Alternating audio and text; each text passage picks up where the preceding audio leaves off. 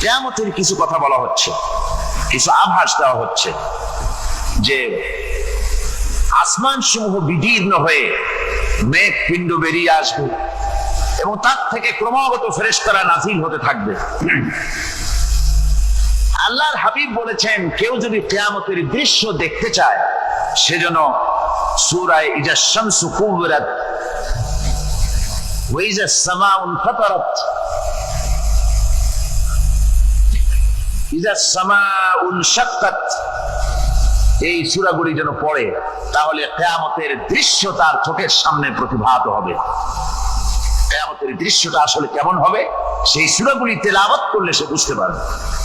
যেমন আল্লাহ পাক বলছেন, ইজাস সামাউ ফাতারাত ওয়া ইযাল কাওয়াকিবু তাসারাত ওয়া ইযাল বিহারু ফুজ্জিরাত ওয়া ইযাল কুবুরু বুসিরাত।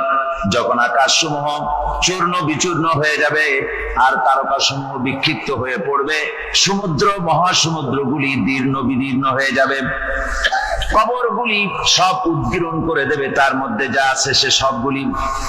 আবার আল্লাহ পাক বলেন, ইযাশ শামসু কুবিরাত ওয়া ইযান নুজুমুন কাদারাত ওয়া ইযাল জিবালু সুয়িরাত। সূর্য যখন ঢেকে যাবে, তারকাগুলি যখন বিপর্যস্ত হয়ে যাবে আর পাহাড়গুলি যখন চালিয়ে দেওয়া হবে, এই দৃশ্য তোমরা দেখতে পাবে। فإذا النجوم طمست وإذا السماء فرجت وإذا الجبال نسفت।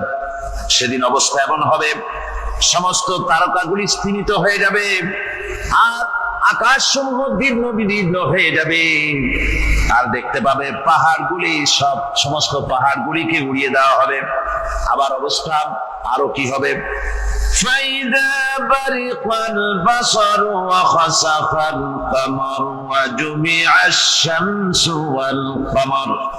যখন চক্ষু বিস্ফারিত হয়ে যাবে মানুষের, চাঁদ আর সূর্য নিষ্প্রভ হয়ে যাবে, সব একাকার হয়ে যাবে, চন্দ্র এবং সূর্য তার অস্তিত্বকে হারিয়ে ফেলবে। শুধু তাই নয়, وحملت الأرض والجبال فدكتا دكة واحدة। জমিন ও পাহাড়গুলির মধ্যে সংঘর্ষ লাগিয়ে দেওয়া হবে, আর তা এক ধাক্কায় জমিন এবং সমস্ত পাহাড়গুলি চূর্ণ বিচূর্ণ হয়ে যাবে। সুবহানাল্লাহ ওয়া বিহামদিহি। আল্লাহ রাব্বুল আলামিন বলছেন, এইভাবে করে কিয়ামতের দৃশ্য, বিভীষিকাময় দৃশ্য তোমরা দেখতে পাবে। আর সেদিনের রাজত্বটা কার হবে? আল মুলকু ইয়াউমাইযিনিল হাক্কু লির-রাহমান। সেদিনের রাজত্ব হবে কেবলমাত্র রহমানের। অর্থাৎ যেসব কৃত্রিম বাদশাহী দেখে তোমাদের চোখে ধাঁধা লেগে গিয়েছে, তোমাদেরকে দুনিয়ার বাদশাহী দেখে তোমরা ধোঁকায় পড়ে গিয়েছো, এসব বাদশাহী কিছুই টিকবে না সেদিন। সেদিন শুধু বাদশাহী থাকবে একমাত্র আল্লাহ পাকের। কার থাকবে বাদশাহী? যারা বলেন কার? আল্লাহ রাব্বুল আলামিন যখন কিছুই থাকবে না, ঘোষণা করবেন, লিমানিল মুলকুল ইয়াউম লিল্লাহিল ওয়াহিদুল কাহ্হার। আজকে কার রাজত্ব? চারিদিক থেকে আওয়াজ আসতে থাকবে, পরাক্রমশালী আল্লাহ রাব্বুল আলামিনের রাজত্ব আর কারো নয়। হাদিস শরীফে এসেছে, বুখারী মুসলিম শরীফের হাদিসে এসেছে, আল্লাহর নবী বলেন, আল্লাহ রাব্বুল আলামিন তখন তার এক হাতে আকাশ মণ্ডলীকে ধারণ করবেন আর এক হাতে জমিনকে ধারণ করবেন। আকাশ মণ্ডলী এক হাতে, জমিন এক হাতে। এভাবে আল্লাহ রাব্বুল আলামিন বলবেন, আইনাল জাব্বারুন আইনাল মুতাকাব্বিরুন।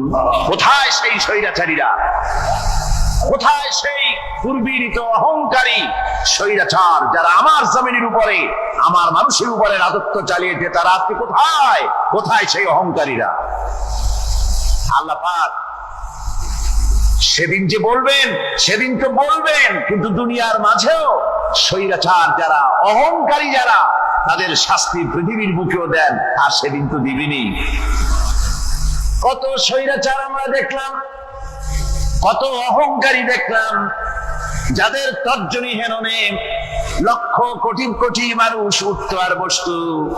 তাদের জিল্লাতির সঙ্গে আল্লাহ রাব্বুল আলামিন কতজনকে বিদায় করে দিলেন। ফুলের মালা নিয়ে কুলাতে পারে নাই, পা থেকে শুরু করে গলা পর্যন্ত ফুলের মালা দিয়া ডুবাই দিল ভক্তরা। আবার আল্লাহ রাব্বুল আলামিন এমন শাস্তি দিলেন, ফুলের মালার পরিবর্তে জুতার মালা নিয়ে জেলের মধ্যে ঢুকাইয়া দিলেন। ঠিক কিনা গান?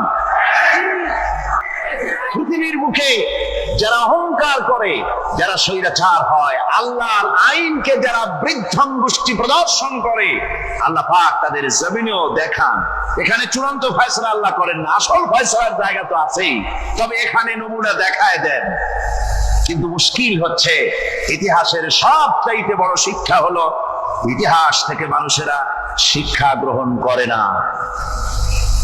একজনে যে কাম করে বিপদে পড়ে, আর একজন এসে আবার সেই পথে অগ্রসর হয়, নিশ্চিত মৃত্যুর পথে। আমার বন্ধুগণ, আল্লাহ পাক বলছেন, সেই দিন আমার রাজত্ব হবে, আর কারো রাজত্ব হবে না। ওয়াকানা ইয়াওমান আলাল কাফিরিনা আসীরা। আর ওই দিনটা, ওই কিয়ামতের দিন হবে কাফেরদের জন্য সবচেয়ে কঠিন। সবচেয়ে কঠিন হবে কাদের জন্য? কাফেরদের জন্য। কাফের কারা? কাফের হচ্ছে তারা যারা নাকি আল্লাহর আইনকে অস্বীকার করেছে, আল্লাহকে অস্বীকার করেছে, আল্লাহর আইনকে অস্বীকার করেছে। ওরা কি? কাফের।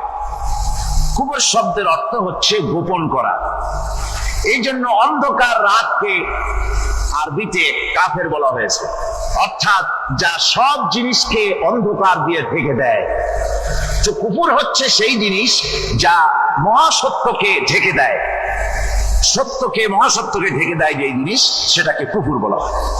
আর এই কাফের অন্ধকারে ঘুরে মরে, সে কোন আলোর খোঁজ পায় না।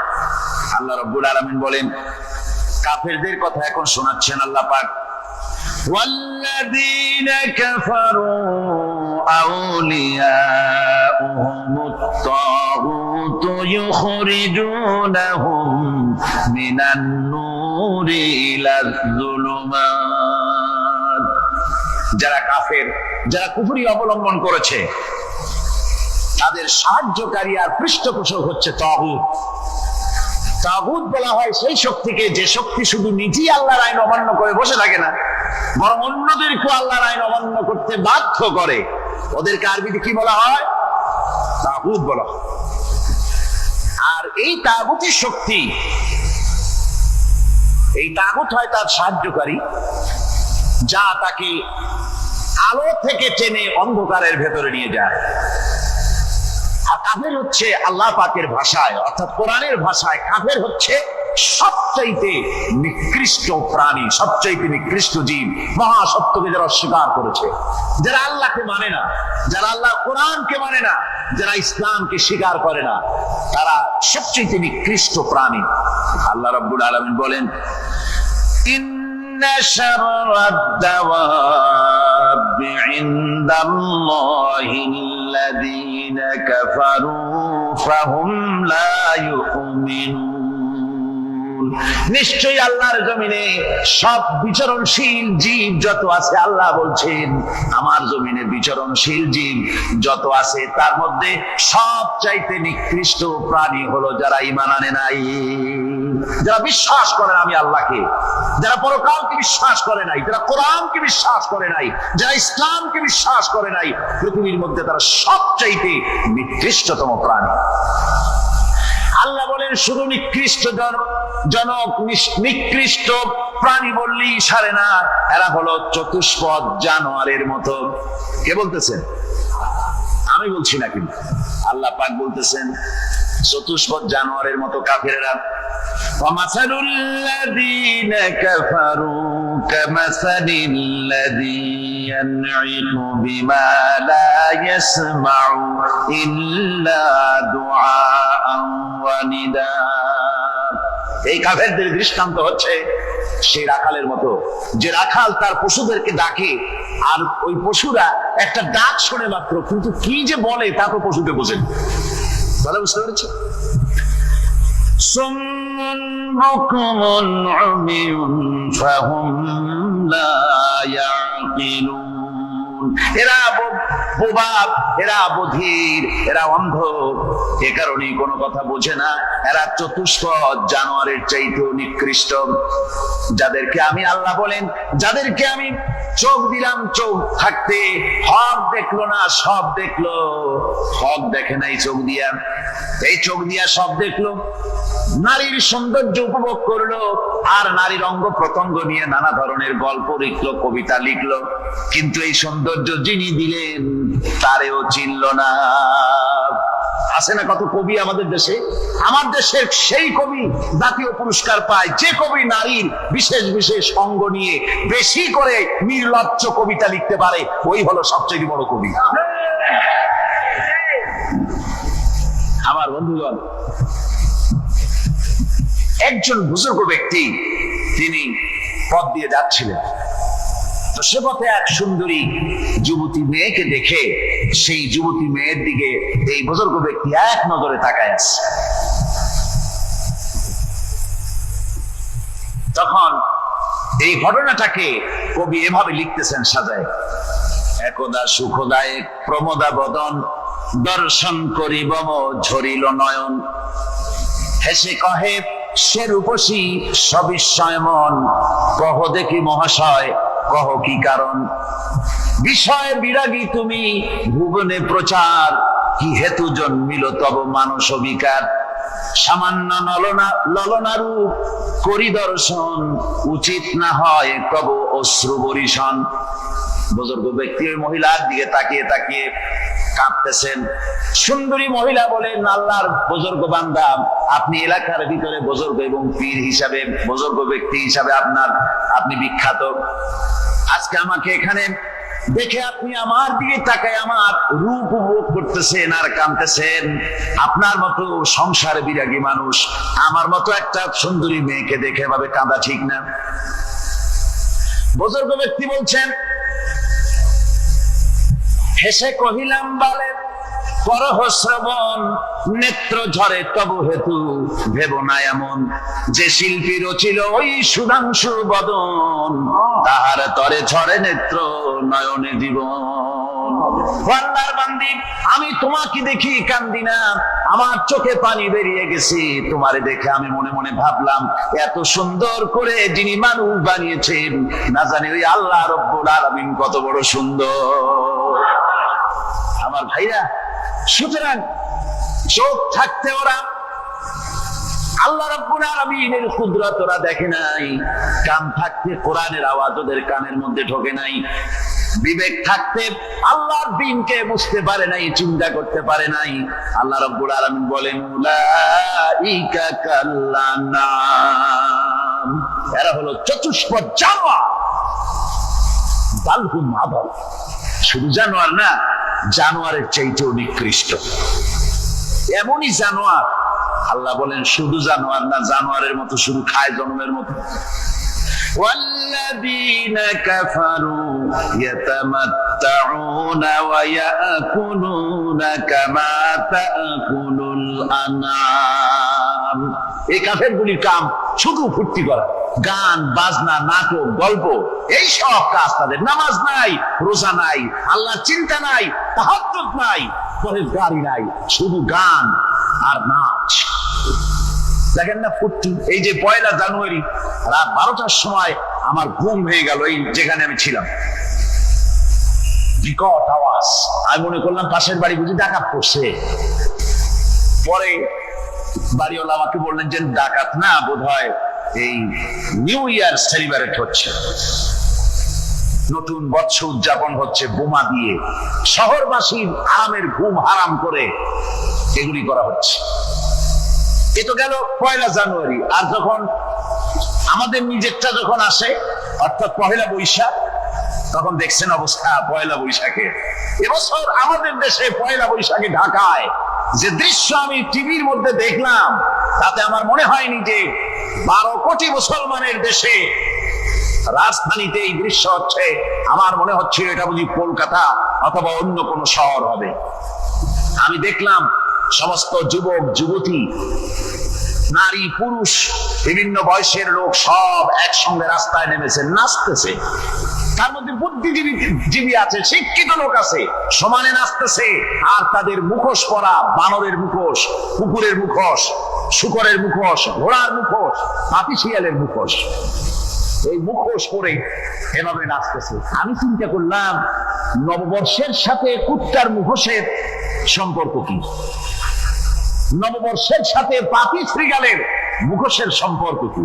তাহলে ওরা কি বলতে চায় যে আগামী বছরটা আমরা কুত্তার ভূমিকায় অ্যাক্টিং করব, অথবা শৃগালের মতো ধূর্তামি করব জাতির সাথে? তারপরে কি করলো? সকাল বেলায় যুবক যুবতী পয়লা বৈশাখ সূর্য উদয়ের আগে রমনা লেকের পাড়ে গিয়ে সব দাঁড়িয়েছে বাসন্তী রঙের শাড়ি পরে। তারপরে সেখানে দাঁড়িয়ে সূর্য উদয়ের পানে তাকিয়ে সকাল বেলায় ভাবে করজোর করে বলছে, এসো হে নববৈশাখ স্বাগতম হে। নববৈশাখ অলক্ষে বোধহয় এটা শুনে বলতেছে, বাবাজিরা আমারে ডাকতেছো, অপেক্ষা করো, আমি আসতেছি। আমারে ডাকতেছো, আমি আসতেছি, কোমরে গামছা বেঁধে আসতেছি, 225 মাইল স্পিডে আসতেছি, 30 ফুট উঁচু জলোচ্ছ্বাস নিয়ে আসতেছি, নববৈশাখের মজা। আমার ভাইরা, মুসলমান নববর্ষ উদযাপনের সাথে মুসলমানের কিসের সম্পর্ক? মুসলমান যদি এই দিন উদযাপনই করে তাহলে তাকে করতে হবে ফজরের নামাজ পড়বে। মুসলমান নববর্ষ উদযাপন করবে, ফজরের নামাজ পড়বে, তারপরে কোরআন শরীফ তেলাওয়াত করবে, দরুদ শরীফ পড়বে, আল্লাহর দরবারে হাত তুলে বলবে, রব্বুনা রব্বিন, 31 বছর পার করে দিলাম, নাফরমানি ছাড়া কিছুই তো করি নাই, বিগত বছরে যা করেছি মাফ করে দাও, আগামী বছরটা গোটা জাতি আর দেশের জন্য কল্যাণকর মঙ্গলময় করে দাও। এটাই তো বলা উচিত ছিল নাকি? বলে না করে, তা না বলে বৈশাখের পরিচালককে না দেখে সরাসরি বৈশাখকে আহ্বান করা হয়েছে। আর বৈশাখ আহ্বান করার মজা জনমের মতো দেখাই দিয়েছে। আল্লাহ রাব্বুল আলামিন তাই বলেন, কাফেররা তাদের কাজ হলো শুধু খাওয়া, তারা এমন খাওয়া খায় জনমের মতো খায়। ইয়াকুলুনা কামা তাকুলুল আনাম, জানোয়ারে যেমন খায় ওই রকম খায়। তার মানে খায়, একটু বিসমিল্লাহ কয় না, খায় যখন ছেড়ে দেয় তখন আলহামদুলিল্লাহ বলে না।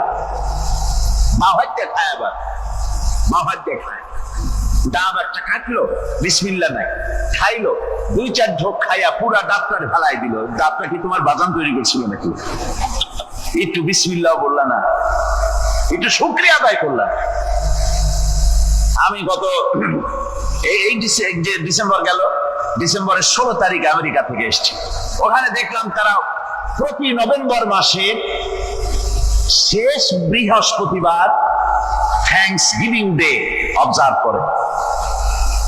আমি জিজ্ঞেস করলাম, থ্যাঙ্কস গিভিং ডে জিনিসটা কি? ওরা বললো, এটা হচ্ছে এই যে গড আমাদেরকে সারা বছর ভালো খাওয়াইছে, আমাদেরকে ভালোভাবে পড়াইছেন, সুন্দর রেখেছেন, এই জন্য আমরা গডকে থ্যাঙ্কস দেই নভেম্বরের এই শেষ দিনটিতে। সারা বছরের ভালো খাইছি, ভালো থাকছি, এই জন্য গভর্নমেন্টকে মানে গডকে থ্যাঙ্কস দিলাম। আমি আমার আলোচনায় সেখানে বললাম যে দেখেন, রাশিয়ার সাথে আমেরিকার পার্থক্য তো এখানে, ওরা গডকে অস্বীকারই করেছে, গডই মানে না। আর এরা গডের নামাজ রোজা বা ইবাদত কিছু করুক আর না করুক, গডের অন্তত একটা ধন্যবাদ দেয়। ওরা ওদের ডলারে লিখেছে, ইন গড উই ট্রাস্ট, প্রত্যেকটা ডলারে লেখা আমরা গডে বিশ্বাস করি। তো শুকর আদায় করলে তো আল্লাহ বাড়িয়ে দিবেন। আল্লাহ রাব্বুল আলামিনের সুন্নাত হলো, শুকর যদি কেউ আদায় করে আল্লাহ বাড়িয়ে দেন। লা ইন শাকারতুম লাযীদান্নাকুম ওয়া লা ইন কাফারতুম আযাবি লাশাদীদ। আমার নিয়ামতের শুকর যদি আদায় করো আমি বাড়ায় দেব, আর যদি নিয়ামতের শুকর আদায় না করো তাহলে মস্ত বড় শাস্তি তোমাদের জন্য রেখেছি। তো আমেরিকা শুকর আদায় করে নিজেরা খাইয়া, কিন্তু ওদের জমিন হলো বিশাল জমিন। আমি কয়েকবার গিয়েছি এবং বহু স্টেট সফর করেছি। ওদের জমিন এত ফার্টাইল, জমিনে যদি রীতিমতো তারা ফসল ফলাতো, এই ফসল সারা দুনিয়ার দরিদ্র ভূমুক্ষ জনতাকে খাওয়াইয়া বাঁচাইতে পারত, কিন্তু ওরা তা করে না। ওরা করে কি? ওরা মুনাফার হার, বাজার দর ঠিক রাখার জন্য নির্দিষ্ট পরিমাণ জমিনে ফসল ফলায়, কিন্তু জমিন এতই উর্বর ওদের মেজারমেন্ট করা, মাপ করা, হিসাব করা ফসল হয় না, ফসল হয় বেশি। তখন বাড়তি ফসলকে তারা প্রতি বছর লক্ষ লক্ষ টন আলু আর গমকে তারা সমুদ্রে নিক্ষেপ করে। তাদের আলু এবং গম সেই সময় তারা নিক্ষেপ করে সমুদ্রে যখন ইথিওপিয়া, সুদানে মানুষ না খেয়ে মরছে। পৃথিবীর বিভিন্ন দেশে মানুষ ক্ষুধার যন্ত্রণায় যখন চিৎকার করছে, আর তাদের এই চিৎকারে আকাশ বাতাস ভারী হয়ে যাচ্ছে, তখন ওরা এই কামটি করছে। তাই আমি প্রথম দিন বলেছিলাম যে রাশিয়া যেমন খান খান হয়েছে, অস্তিত্ব বিলুপ্ত হয়েছে আল্লাহর সাথে নাফরমানি করার কারণে। দুনিয়ার সমস্ত মতবাদ আল্লাহকে কোনো না কোনো প্রকারে স্বীকার করে। তার কথা মানুক আর না মানুক, আছে একটা কিছু এতটুকু বলে যে আল্লাহ আছেন বা গড আছে বা একটা কিছু আছে। কমিউনিজম, সমাজতন্ত্র হলো পৃথিবীর একমাত্র নিকৃষ্ট মতবাদ, যে মতবাদ সরাসরি আল্লাহকে অস্বীকার করেছে, বলেছে আল্লাহ নাই, দেয়ার ইজ নো গড। তারা ধর্মকে আফিম বলেছে, আল্লাহ পাক তাই কোন যুদ্ধ ছাড়া, কোন মারামারি ছাড়া, কোন রক্তপাত ছাড়া এই বিশাল শক্তিকে ফুৎকারে উড়িয়ে দিলেন, তুলার মতো হয়ে। গোটা রাশিয়া তুলার মতো হয়ে, পেঁজা তুলা, ধোনা তোলার মতো হয়ে সব উড়ে চলে গিয়েছে, অস্তিত্ব বিলুপ্ত হয়ে গিয়েছে। কিন্তু আমাদের দেশের খুচরা কমিউনিস্টরা এখনো স্বপ্ন দেখে। ওই যে কালকে বলেছি, তারা বলে কলমের খোসা এটা এখনো নষ্ট করা যাবে না, এটা এখনো চালু করা হবে। এখনো চীনে আছে, এখনো কিউবায় আছে। ওই কিউবা থেকে, চীন থেকে ফিদেল কাস্ট্রোর একটু আওয়াজ শোনে, চীন থেকে মিস্টার ব্যাং না কি জানি না, ব্যাং, এর আওয়াজ শোনে, আর তাই মনে করে এ বুঝি সমাজতন্ত্রের বিজয়ের গান। না, চীন থেকে আর কিউবা থেকে যে আওয়াজ আজকে উঠতেছে, এই আওয়াজ সমাজতন্ত্রের বিজয়ের আওয়াজ নয়, এটা হলো সমাজতন্ত্রের মরণ যন্ত্রণার গোঙানির আওয়াজ। কাজী এরা দুনিয়ার বুকে শুধু আনন্দ এবং ফুর্তি করে, আল্লাহকে চিনতে তারা ব্যর্থ হয়েছে।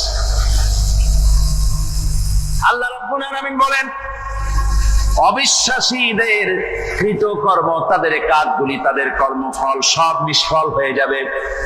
ওয়াল্লাযীনা কাফারু আ'মালুহুম কাসারাবিন বিকিআতিন ইয়াহসাবুহুল যামআনু মা। আল্লাহ পাক বলেন, কাফের যারা, অবিশ্বাসী যারা আমাকে অস্বীকার করেছে, অবিশ্বাস করেছে, তাদের আমলগুলি হলো মরুভূমির মধ্যে মরীচিকার মতো। মরুভূমির মরীচিকা, মানুষ যখন মরুভূমির ভিতর দিয়ে যায়, পানির পিপাসা লাগে, দূরে দেখে পানি চিকচিক করতেছে, আর ওই মরীচিকা যেটাকে সে পানি মনে করেছিল, হাত্তা ইযা জাআহু লাম ইয়াজিদহু শাইআ, যেটাকে সে পানি মনে করে ছুটতেছিল, যখন কাছে গেল আল্লাহ পাক বলেন কিছুই সেখানে পায় না, শুধু মরীচিকা, বালু আর বালু। এরকম করে যারা আমার দিনকে অস্বীকার করেছে, আমাকে অস্বীকার করেছে, তারা যত ভালো কাজ করুক আর যাই করুক না কেন, তাদের কৃত কর্মগুলি এভাবে সব নিষ্ফল। এ হলো এক কথা। 2 নম্বরের কথা হলো, ওরা মনে করেছিল সমাজতন্ত্র শান্তি দেবে, কমিউনিজম শান্তি দেবে, সোশ্যালিজম শান্তি দেবে, ক্যাপিটালিজম শান্তি দেবে। এই শান্তির চিন্তা করে অগণিত মানুষকে হত্যা করে সমাজতন্ত্রের রাজত্ব যখন কায়েম করলো, 70 বছরও চলে গেল, তারপরে তারা দেখলো হাত্তা ইযা জাআহু লাম ইয়াজিদহু শাইআ, কিচ্ছুই পেল না। তারা ক্ষুধার যন্ত্রণায় মরলো, কাপড় নাই, খাবার নাই।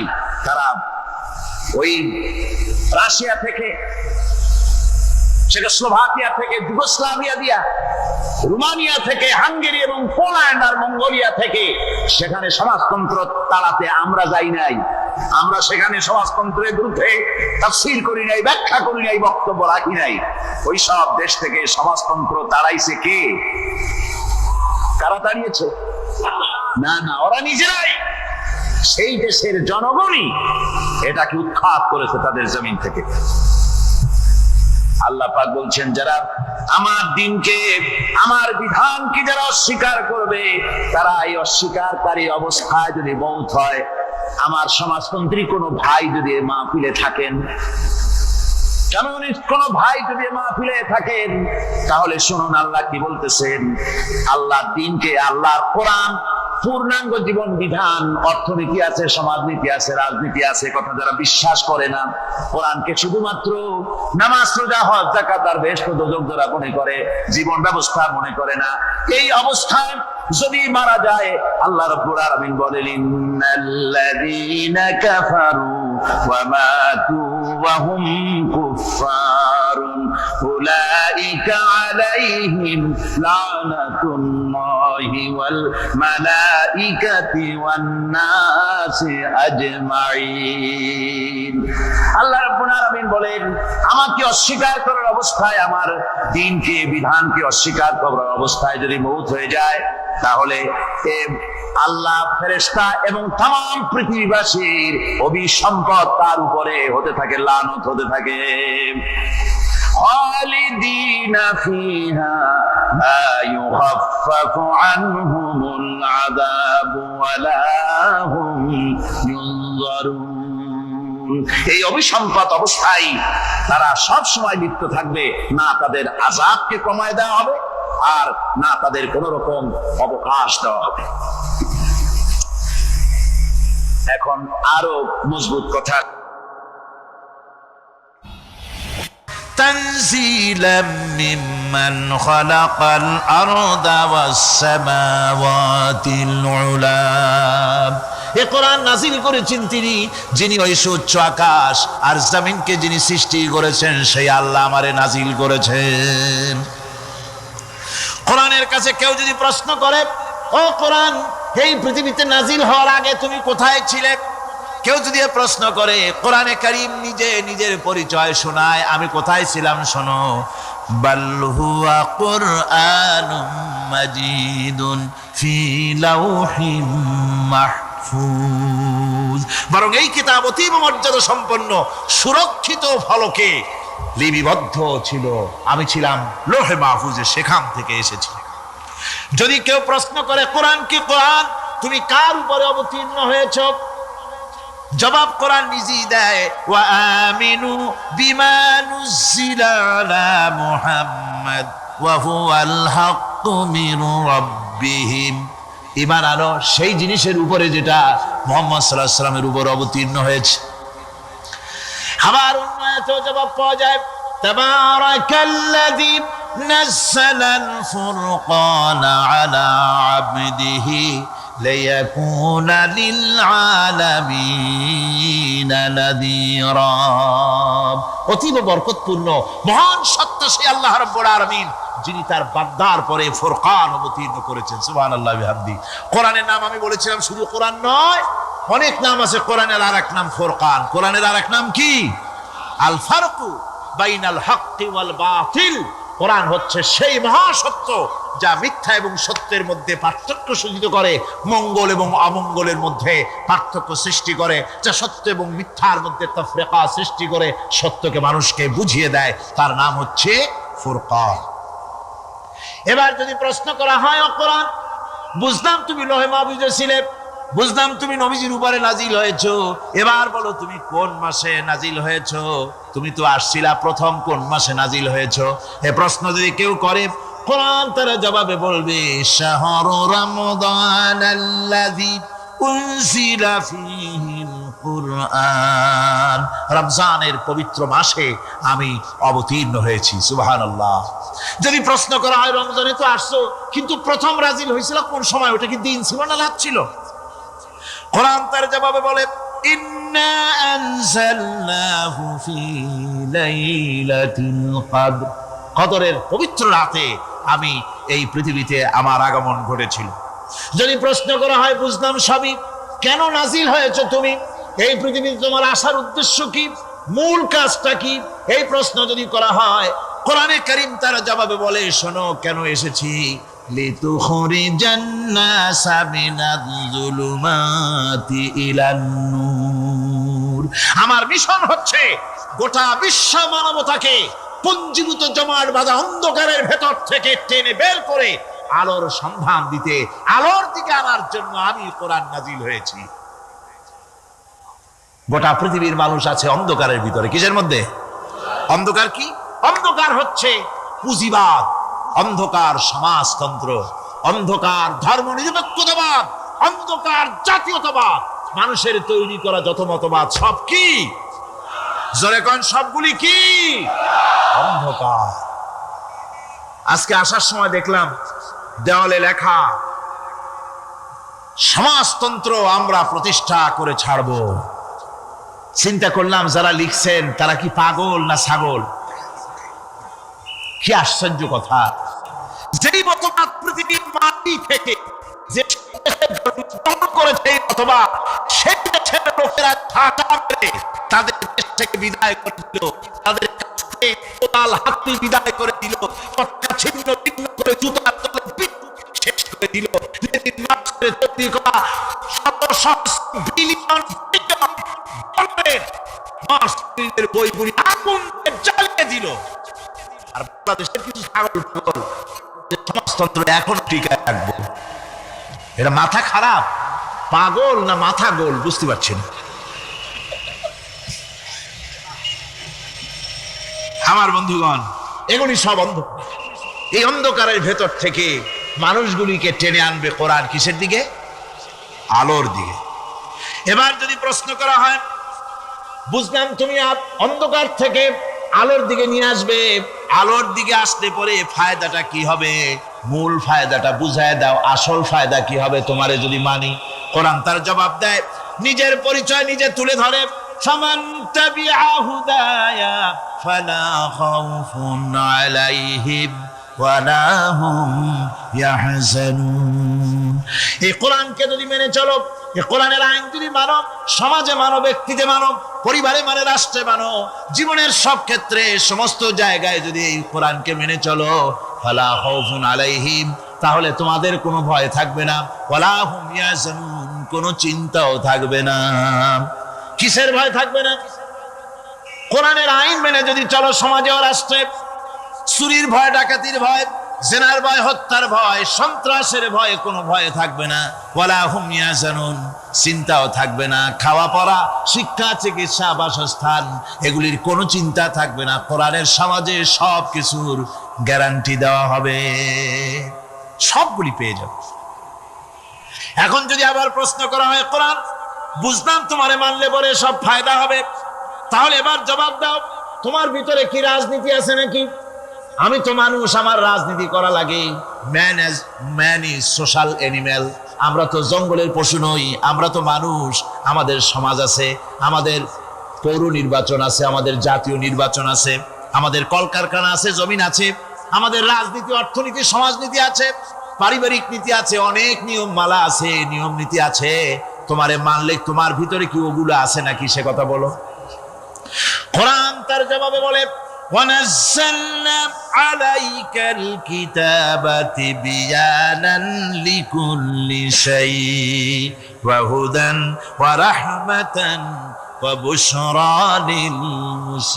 لِلْمُسْلِمِينَ। কোরআন জবাবে বলে, শুনে রাখো, শুধু অর্থনীতি সমাজনীতি নয়, শুধু রাজনীতি আর শিক্ষানীতি, যুদ্ধনীতি নয়, তোমার জীবনে যা কিছু দরকার, ইহকালে যা কিছু দরকার, পরকালে, সব কথাগুলি আল্লাহ রব্বুল আলামিন আমি কোরআনের সিনার ভিতরে খুলে খুলে বর্ণনা করে দিয়েছেন। সব কথা এই কোরআনে কারীমের ভিতরে রয়েছে। তোমার এমন কোনো জিনিস নাই যা তুমি কোরআনে কারীমের মধ্যে পাবে না। তোমার সমস্ত প্রয়োজন আমার বুকের মধ্যে আল্লাহ দিয়ে দিয়েছেন। যেটা ক্ষতিকর সেটা আল্লাহ পাক আটকায় রাখেন। এখন সেই ওজন স্তরে ফাটল ধরলো, কেমনে ফাটল ধরলো? ফাটল আমি ধরাইছি। আপনি বলবেন যেটা কেমন কথা, আমি তো ওইখানে যাই নাই, আমি ফাটল ধরাইলাম কেমনে? ওই যে সেই আপনার প্রাইমারি স্কুলে ভিজিট করতে গিয়েছিলেন ইন্সপেক্টর, তারপরে প্রাইমারি না হাই স্কুল ভিজিট করতে গেছে, যায়া জিজ্ঞেস করছে ছেলেরা কি পড়ছো? বলে ইতিহাস। ঠিক আছে, ইতিহাস থেকেই প্রশ্ন করব, বলতো চীনের প্রাচীর কে ভেঙেছে? ছেলেরা জবাব দিচ্ছে না। তুমি বলো। কেউ বলছে না। বেঞ্চের কোনা যে ছেলেটি, সে বলছে সর্বনাশ, কেউ যখন স্বীকার করে না, এটা তো আমার মাথায় আসবে। সব শেষে ইন্সপেক্টর তাকে বলছে তুমি বলো তো কে ভেঙেছে চীনের প্রাচীর? কয় স্যার, গ্রামে আমার দুষ্টমির যথেষ্ট বদনাম আছে, কিন্তু চীনের প্রাচীর ভাঙার মতো দুষ্কর্ম আমি করি নাই। ইন্সপেক্টর খুব রেগে গেলেন, মাস্টারের দিকে তাকালেন, এই বুঝি আপনার ইতিহাস পড়ানো? মাস্টার ইন্সপেক্টরের বিরক্তি ভরা মুখ দেখে বলছেন, স্যার রাগ করবেন না, এসব ছাত্র তো আমার, ওদের অবস্থা তো আমি জানি, আপনি আসছেন ঢাকা থেকে, আপনি জানবেন কি? আমি হলপ করে বলতে পারি আমার ক্লাসের কোন ছাত্র চীনের প্রাচীর ভাঙে নাই। ইন্সপেক্টর রাগ হইয়া চলে গেছে হেডমাস্টারের রুমে, যায় বলছে যে আমি আপনার স্কুলের গ্রান্টকে আমি নাকচ করে দেব, মঞ্জুরি আমি ক্যান্সেল করে দেব। কেন? এই অবস্থা। হেডমাস্টার বলছে স্যার রাগ করবেন না, আপনার জন্য কিছু টাকা পয়সাও রাখছি হাদিয়া, বড় একটা চর্বিযুক্ত খাসিও জবাহ করা হয়েছে, পুকুর থেকে রুই মাছ তোলা হয়েছে। তারপরেও আমার ছাত্ররা, টিচাররা বলার পরেও যদি আপনার সন্দেহ হয়ে থাকে যে আমার ছাত্ররাই ভাঙছে, তো ওই আপনি অসন্তুষ্ট হবেন না, রাগ করবেন না স্যার, ওই প্রাচীর ভাঙতে যা খরচ লাগে আমি কিছু খরচ দেবো, তো আপনি রাগ করেন না। এখন চিন্তা করেন, স্কুলের ছাত্র থেকে শুরু করে হেডমাস্টার পর্যন্ত জ্ঞানের বহর। তো বলতেছিলাম, আমি ওজন স্তরে ফাটল ধরিয়েছি, তার অর্থ এই নয় যে আপনারা গিয়ে ওখানে কুড়াল মারিয়ে ওটারে ভাঙছেন। তাহলে ওটা কি হয়েছে? কোরআনে কারীমে রব্বুল আলামিন বলেন, ওয়ামা আসাবাকুম মিন মুসিবাতিন ফাবিমা কাসাবাত আইদিকুম ওয়া ইয়াফু আন কাসীর। যত বিপদ তোমাদের উপর আরোপিত হয়, সমস্ত বিপদ তোমাদের দুই হাতের কামাই করা। কে বলছেন? আল্লাহ পাক। ওজন স্তরে ফাটল ধরেছে, এটা বিপদ, বিশ্বের সমস্ত মানব সভ্যতা সৃষ্টি জগতের জন্য বিপদ। এই বিপদের জন্য দায়ী পৃথিবীর মানুষ। কিরকম? সেটা হচ্ছে গাড়ির পেছন থেকে যে কালো ধোঁয়া বের হয়, কল কারখানার চিমনি থেকে যে কালো ধোঁয়া বের হয়, এই কালো ধোঁয়াগুলি, তারপরে সমস্ত কেমিক্যাল উইপেন সেগুলি যে টেস্ট করা হয়, তার রিয়াকশন ইত্যাদি, এই কালো ধোঁয়া এবং সমস্ত মারণাস্ত্রগুলি এক্সপেরিমেন্ট করার সমস্ত এই রিয়াকশনগুলি সবগুলি গিয়ে ওই ওজন স্তরে ফাটল ধরিয়ে দিয়েছে। আস্তে করে পাতলা হয়ে এটা ফেটে গিয়েছে, অতি বেগুনি রশ্মি আসা শুরু করেছে। এটাকে বন্ধ করার জন্য বিজ্ঞানীরা আজ মরিয়া হয়ে গিয়েছে। ইনশাআল্লাহ আল্লাহ পাক তার বিজ্ঞানীদের মানুষের মাথায় বুদ্ধি এনে দিবেন, রিপেয়ারও হয়ে যাবে ইনশাআল্লাহ। সবাই বলেন ইনশাআল্লাহ। তাহলে বললাম কেন এ কথাটা? এই জন্য বললাম যে কোরআনে কারীমের মধ্যে আল্লাহ রাব্বুল আলামিন সব কথা বলে দিয়েছেন, কোনো কথা বাদ রাখেন নাই। পাহাড়গুলি ভেঙে আমরা ক্ষতি করতেছি, গাছগুলি কেটে আমরা ক্ষতি করতেছি, প্রকৃতির ভারসাম্য নষ্ট করে দিচ্ছি, ফলে সমুদ্রের পানি স্ফীত হচ্ছে, ভূমিকম্প বাড়তেছে, ঘূর্ণিঝড় হচ্ছে, টর্নেডো হচ্ছে, পৃথিবী বিধ্বস্ত হয়ে যাচ্ছে, ক্লাইমেটের পরিবর্তন আসছে। আজকে পৌষ মাস, এটা কি মাস? কত তারিখ? দেখেন বাংলা ভাষাকে কত মহব্বত করি। যদি বলি আজকে ডিসেম্বরের কত তারিখ, গড় গড় করে মুখস্থ হয়ে যাবে। বাংলারে খুব ভালোবাসে, মাসটার তারিখ বলতে পারলাম না, দুঃখিত। এই হলো আমাদের ভালোবাসা। আজকে পৌষ মাসের অর্ধেক শেষ হয়ে যাচ্ছে, অথচ মনে হচ্ছে শীত যেন তার শ্বশুর বাড়ি বেড়াতে গেছে। এই যে অবস্থা, এই অবস্থা শুধু বাংলাদেশে নয়, গোটা পৃথিবীতে ক্লাইমেটের একটা বিরাট পরিবর্তন আসতেছে, একটা বড় রকমের পরিবর্তন আসতেছে। এর কারণ হচ্ছে এই পৃথিবীর মানুষেরা নিজেরাই প্রকৃতির ভারসাম্যকে নষ্ট করে দিয়েছে। এই ভারসাম্য নষ্ট হওয়ার কারণে আবহাওয়ার পরিবর্তন হচ্ছে, সামুদ্রিক জলোচ্ছ্বাস বাড়তেছে, ভূমিকম্প, আগ্নেয়গিরি ইত্যাদি হচ্ছে, এবং পৃথিবীর মানুষ বিধ্বস্ত হচ্ছে। বলতেছিলাম এই কোরআনে কারীমের মধ্যে আল্লাহ পাক সব কথা বলে রেখেছেন, যদি জানতাম বুঝতাম তাহলে এই অবস্থার সৃষ্টি হতো না। এটা বিজ্ঞানের বই নয়, রাজনীতির বই নয়, সমাজনীতির বই নয়, বরং সমস্ত নীতিমালার উচ্চ, জ্ঞানের উচ্চ হচ্ছে আল কোরআন। জ্ঞানের উচ্চ কি? আরো জোরে বলেন, জ্ঞানের উচ্চ কি? আল কোরআন। পবিত্র কোরআনে এমন এমন ঘটনা আল্লাহ পাক বলেছেন যা ষষ্ঠ শতাব্দীর দুনিয়া এ সম্পর্কে কিছুই জানতো না। অবশ্য কিছু কিছু ঘটনা ইহুদিদের কিতাবে অতিরঞ্জিত আকার এবং বিকৃত অবস্থায় এসেছে, কিন্তু কোরআনে কারীম দুনিয়ার মানুষকে আদম সৃষ্টি, নূহের বন্যা, তারপরে মুসা আলাইহিস সালাম ফেরাউনের ঘটনা, ইব্রাহিম আলাইহিস সালামের নমরুদের ঘটনা এবং ইউসুফ আলাইহিস সালামের কাহিনী সবগুলিকে সুন্দর করে কোরআন শরীফ উপস্থাপনা করেছে রাসূলের মাধ্যমে, যা পৃথিবীর ইতিহাসে কেউ জানতো না। সেগুলি আল্লাহ পাক জানাইছেন কিভাবে? কোরআনে কারীম বলছে, তিলকা মিন আম্বাইল গায়বি নুহিহা ইলাইকা মা কুনতা তা'লামুহা আনতা ওয়ালা কওমুকা মিন ক্বাবলি হাযা। এ হলো সব অজ্ঞাত ঘটনা। সমস্ত ঘটনাগুলি আল্লাহ পাক তার হাবিবকে শুনিয়ে বলে দিলেন, সব অজ্ঞাত ঘটনা যা তুমি জানতে না, তোমার কোনো জানা ছিল না, আমি ওহীর মাধ্যমে তোমাকে সব জানাইছি। ইউসুফ আলাইহিস সালামকে যখন তার ভাইয়েরা কুয়ার মধ্যে ফেলে দিতেছিল তখন তুমি উপস্থিত ছিলে না, এই ঘটনা ওহীর মাধ্যমে আমি জানালাম। মুসা আলাইহিস সালামকে যখন ফেরাউন দরিয়ার ভিতরে ফেলে দিল, সেই সময় তুমি সিনাই পর্বতের পাশে দাঁড়িয়ে সব দৃশ্য লক্ষ্য করনি, অথচ আমি ওহীর মাধ্যমে সব তোমাকে খুলে খুলে বলে দিয়েছি। আল্লাহ পাক সমস্ত ঘটনাগুলিকে বলে বলে কোরআন শরীফের মধ্যে সব সাজিয়ে দিলেন, বলে দিলেন। তিনি বললেন, ওয়ামা কুনতা বিজানিবিল গারবিয়্যি ইয কাদাইনা ইলা মূসাল আমরা ওয়ামা কুনতা মিনাশ শাহিদিন। ফেরাউন যে মুসার সঙ্গে যে ব্যবহারটা করলো, এ সময় সেখানে তুমি উপস্থিত ছিলে না, আমি ওহীর মাধ্যমে তোমাকে তা জানিয়েছি। কাযালিকা নাকুসসু আলাইকা মিন আনবাই মা ক্বাদ সাবাকা ওয়া ক্বাদ আতাইনাকা মিন লাদুন্না যিকরা। আল্লাহ পাক বলেন, এভাবে আমি আপনার কাছে অতীত ঘটনাবলী ওহীর মাধ্যমে নিখুঁতভাবে আপনার সামনে সব বলে দিয়েছি। আমার ভাইয়েরা, এই বিশ্বলোকে ঊর্ধ্ব লোক সম্পর্কে নির্ভুল তথ্য বর্ণনা আল্লাহ পাক করে দিয়েছেন কোরআনের মাধ্যমে। 1665 খ্রিস্টাব্দে স্যার আইজাক নিউটন তিনি আবিষ্কার করলেন মাধ্যাকর্ষণ শক্তিকে।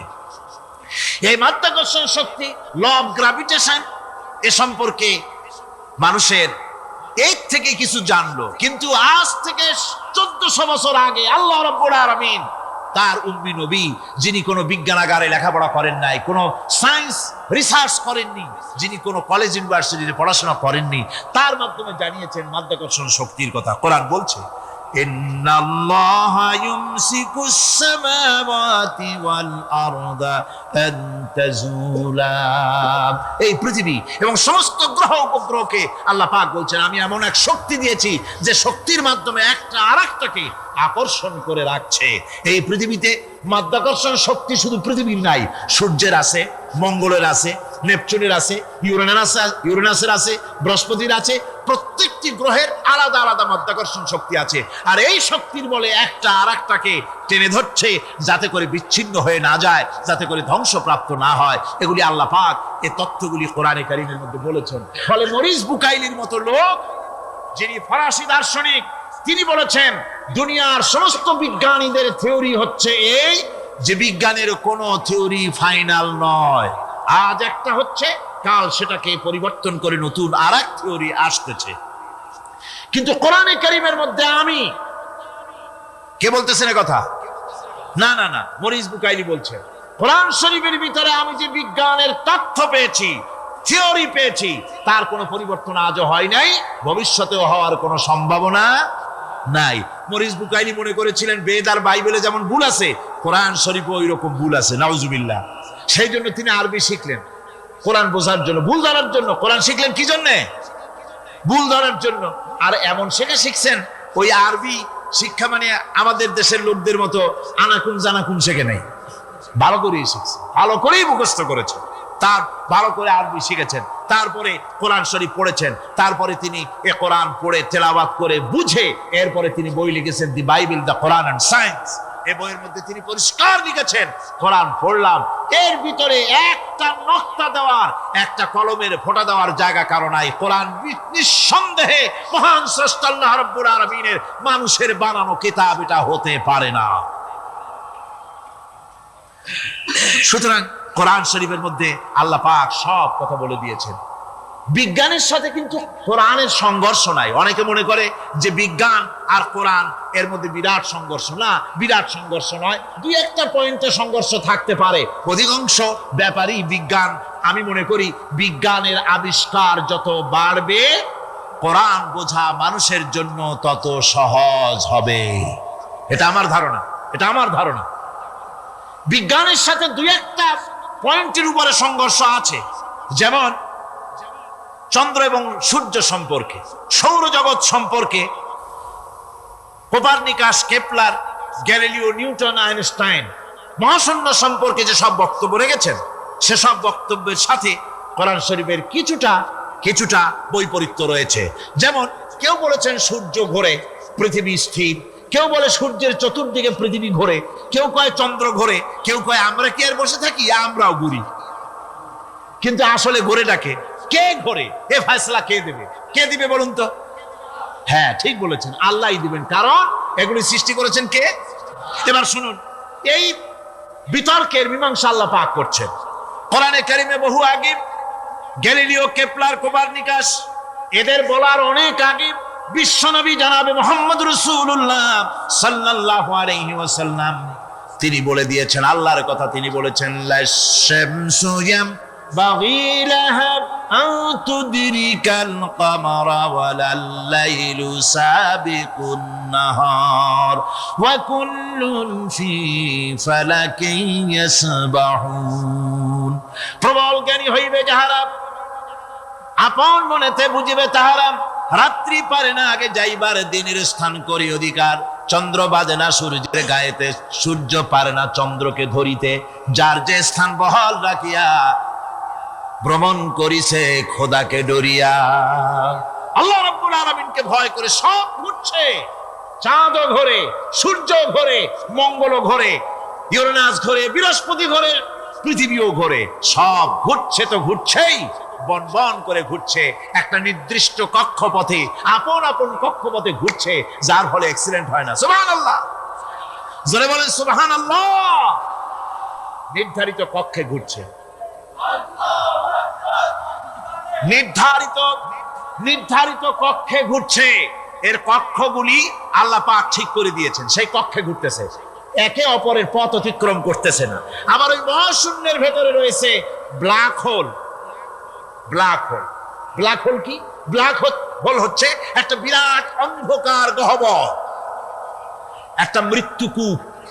এত বড় বিরাট ব্ল্যাক হোল মহাশূন্যে আছে, বিজ্ঞানীরা হয়রান হয়ে গেছে। তার এত বড় শক্তি, সে শুধু তারা খায় না, কোন তারকা ঘুরতে ঘুরতে যদি তার কাছে এসে যায় তারাকে খেয়ে ফেলে। কোন আলো যদি কাছে আসে, আলো শুষে নিতে নিতে আলো যার থেকে এসেছে সেটাকেও শেষ করে ফেলে। এ ধরনের একটা দারুণ আকর্ষণী শক্তি তার মধ্যে আল্লাহ সৃষ্টি করেছেন। একটা ব্ল্যাক হোল আছে মহাশূন্যের ভিতরে। সূর্য, চন্দ্র, গ্রহ, নক্ষত্র, যে সূর্য পৃথিবীর চাইতে 13 লক্ষ গুণ বড়, এমন 2 কোটি সূর্য খাইয়া হজম করতে পারে এত বড় ব্ল্যাক হোল আল্লাহ তৈরি করে রেখেছেন মহাশূন্যের উপরে। রয়েছে মিল্কি ওয়ে, রয়েছে গ্যালাক্সি, অন্তত 10,000 কোটি, 10 সহস্র কোটি তারকা দিয়ে সমৃদ্ধ গ্যালাক্সি মিল্কি ওয়ে, যেটা অন্ধকার রাত্রে, তারকা সজ্জিত রাতে উত্তর দক্ষিণ দিকে টানা একটা পথের মতো দেখা যায়। এটা হচ্ছে গ্যালাক্সি, এইটাকে বলা হয় মিল্কি ওয়ে। এটা হচ্ছে ছায়াপথ। অসংখ্য তারকা এর মধ্যে রয়েছে। কত বড় বড় তারকা, অনেক দূরে, তাই আমরা দেখি বিন্দু বিন্দু। আসলে কি বিন্দু না, কত বড় জানেন? বিজ্ঞানীরা বলেছেন দৈত্যের মতো বিরাট বিরাট তারকা আছে, যে সূর্য পৃথিবীর চাইতে 13 লক্ষ গুণ বড়। এরকমের সূর্যের অন্তত 3 কোটি সূর্য খাইয়া হজম করতে পারে এরকম অসংখ্য তারকা মিল্কি ওয়ের ভিতরে আল্লাহ সৃষ্টি করেছেন। সুবহানাল্লাহ বিহামদিহি। সুবহান। আর মানুষ লাফায়, 4 আঙ্গুল মানুষ খালি লাভ দেয়, মোষ কতগুলো রাখিয়া। কোন আনন্দে লাফাও, কি শক্তি তোমার! মহাশূন্যের তুলনায় এই পৃথিবীর অবস্থান কি জানেন? এই জন্য যত বেশি পড়াশোনা করবেন মাথা নত হয়ে যাবে। কমিউনিস্ট হয় ছাগলেরা, বুদ্ধিমান কোনোদিন কমিউনিস্ট হয় না। কারা কমিউনিস্ট হয়? ছাগলগুলি, যাদের আকল নাই, যাদের জ্ঞান নাই, বুদ্ধি নাই, ওরাই কমিউনিস্ট হয়। কোন চিন্তাবিদ, কোন বিজ্ঞানী কমিউনিস্ট হয় না। মাথা নত হয়ে যায়, আল্লাহর এই সৃষ্টি দেখে পাগল হয়ে যায়। নিঃসন্দেহে আল্লাহ আছেন, নইলে পরে এগুলি হয় কি করে? আমি চিন্তা করে পাই না কমিউনিস্ট হয় কেমন, কতখানি পাগল হইলে হয়। ছোট্ট একটা রুমাল দেখলে মনে করি কোন তাঁতি এটারে বানাইছে। একটা এই কি জানি কয় মাইক দেখলে মনে করি কেউ এটাকে বানাইছে। টেবিল দেখলে মনে করি কেউ বানাইছে। ফ্রিজ দেখলে মনে করি বানাইছে কেউ। একটা সুই দেখলে মনে করি কেউ এটাকে বানাইছে। আর এই বিশাল পৃথিবী, ওই বিশাল আকাশ, কমিউনিস্টরা কয় এমনি এমনি হয়েছে।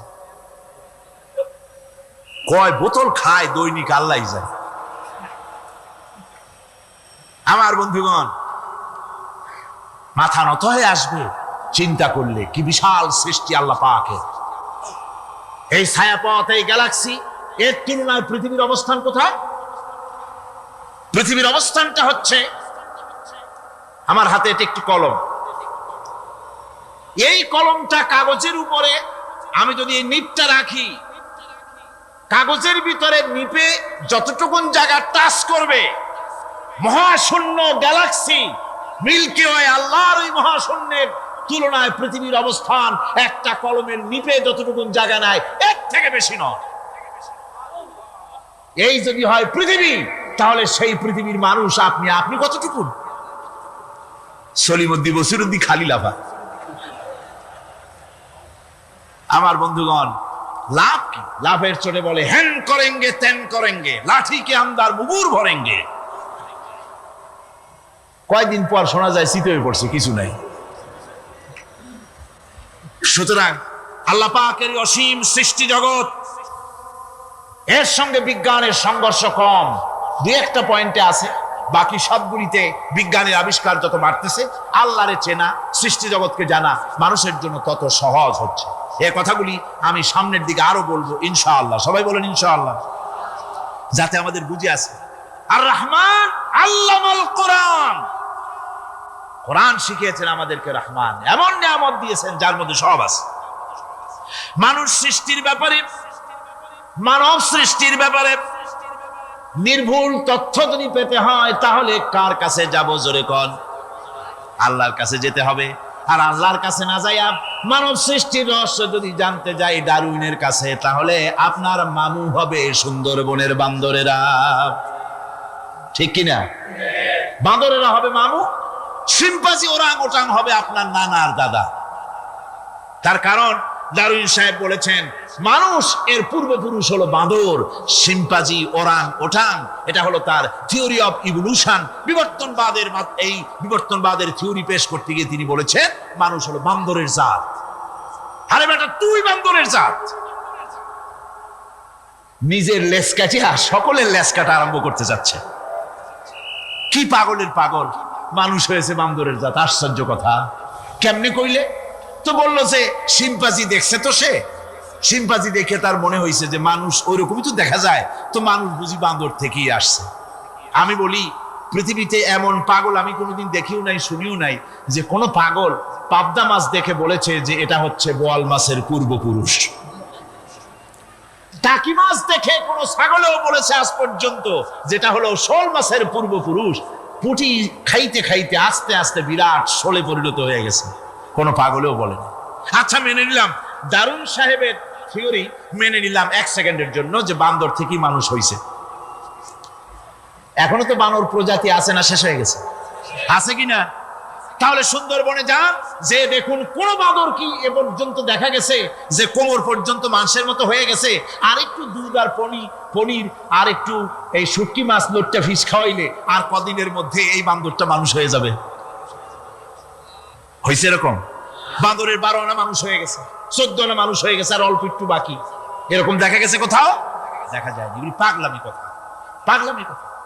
মানুষ বানর থেকে আসেনি, মানুষ ওরাং ওটাং থেকে আসেনি, মানুষ সিম্পাজি থেকে আসেনি। মানুষ এসছে কোত্থেকে?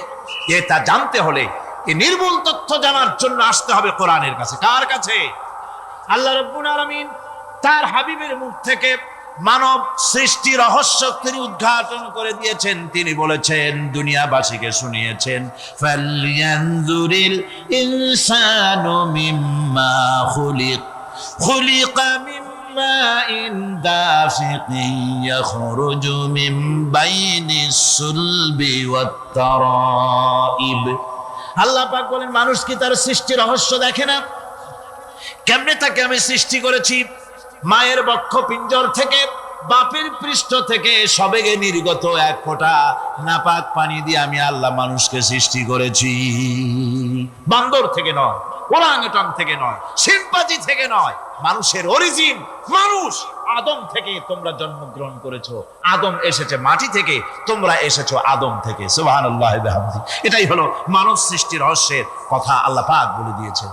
অন্যত্র আল্লাহ বলেন, ইন্না খালাকনাকুম মিন তুরাবিন সুম্মা মিন নুতফাতিন সুম্মা মিন আলাকাতিন সুম্মা মিন মুদগাহ।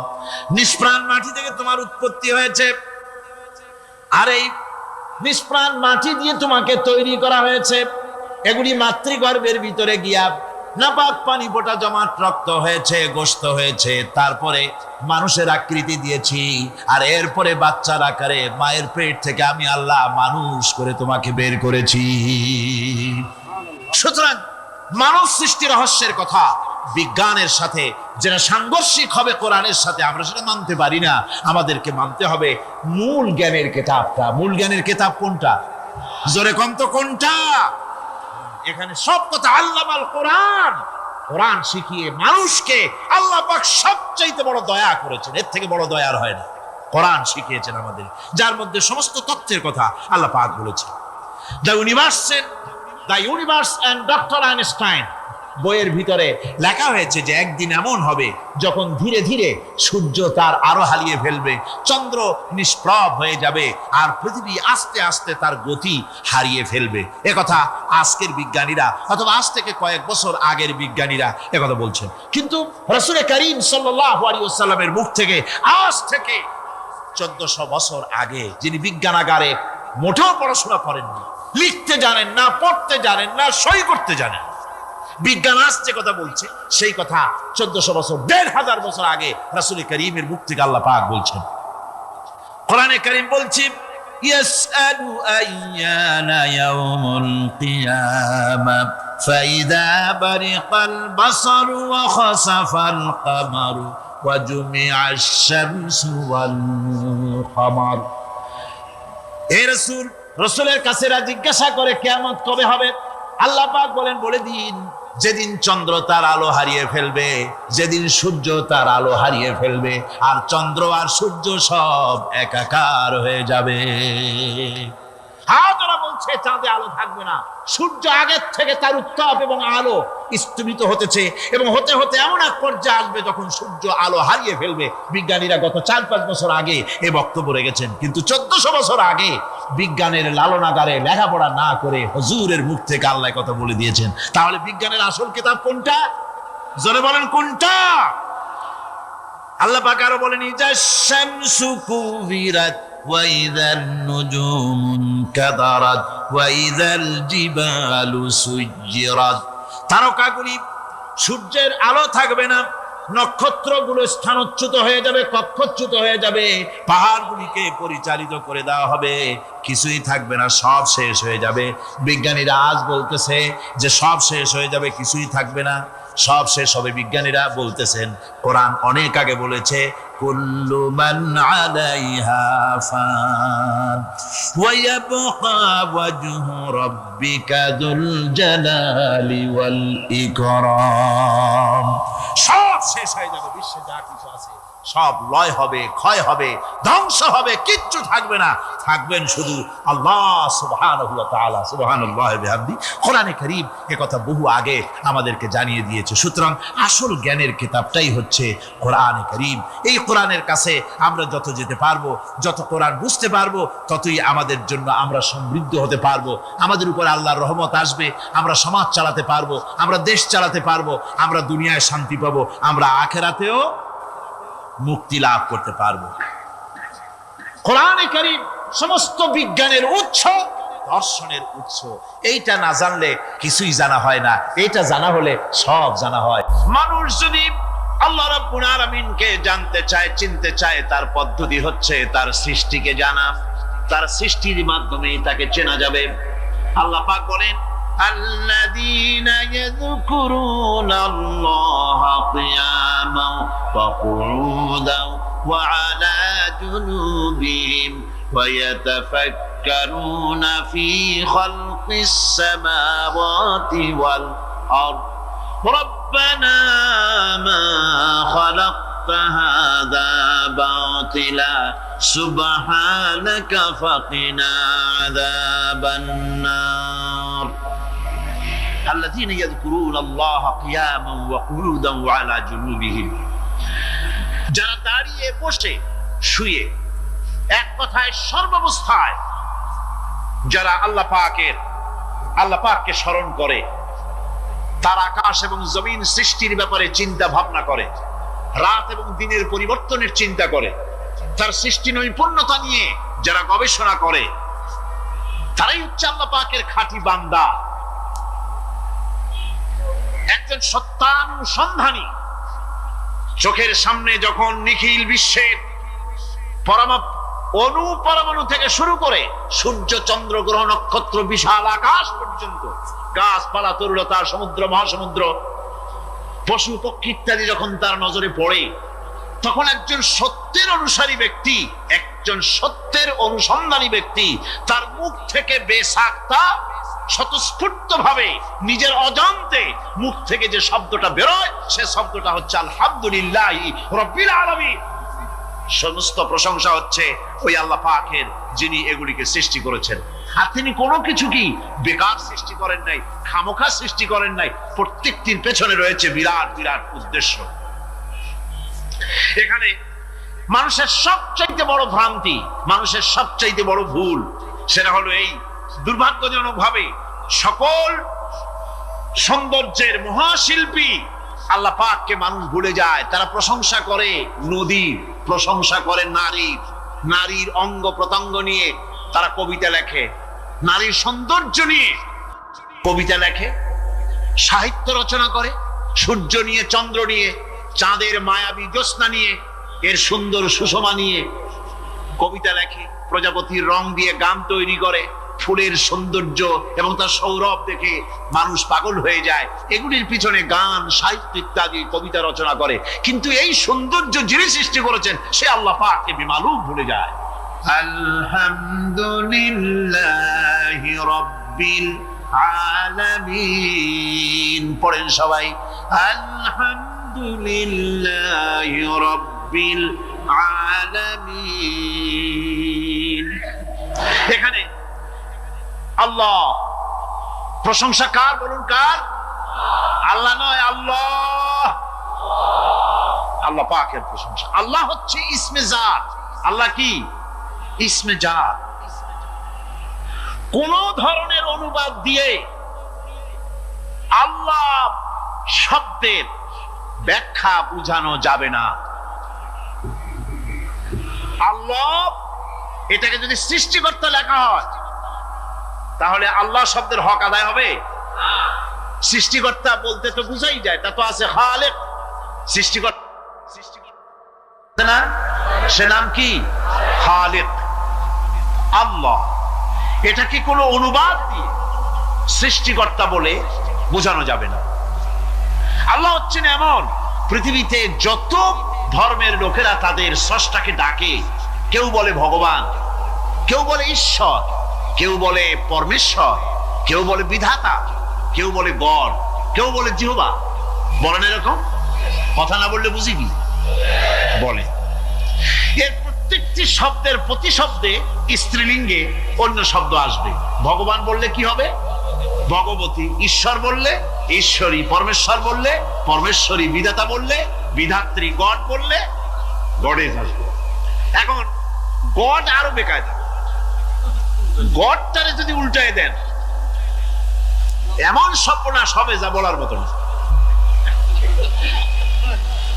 আর এই শব্দ দিয়েও বোঝার উপায় নাই যে তারা কি বলতে চায়।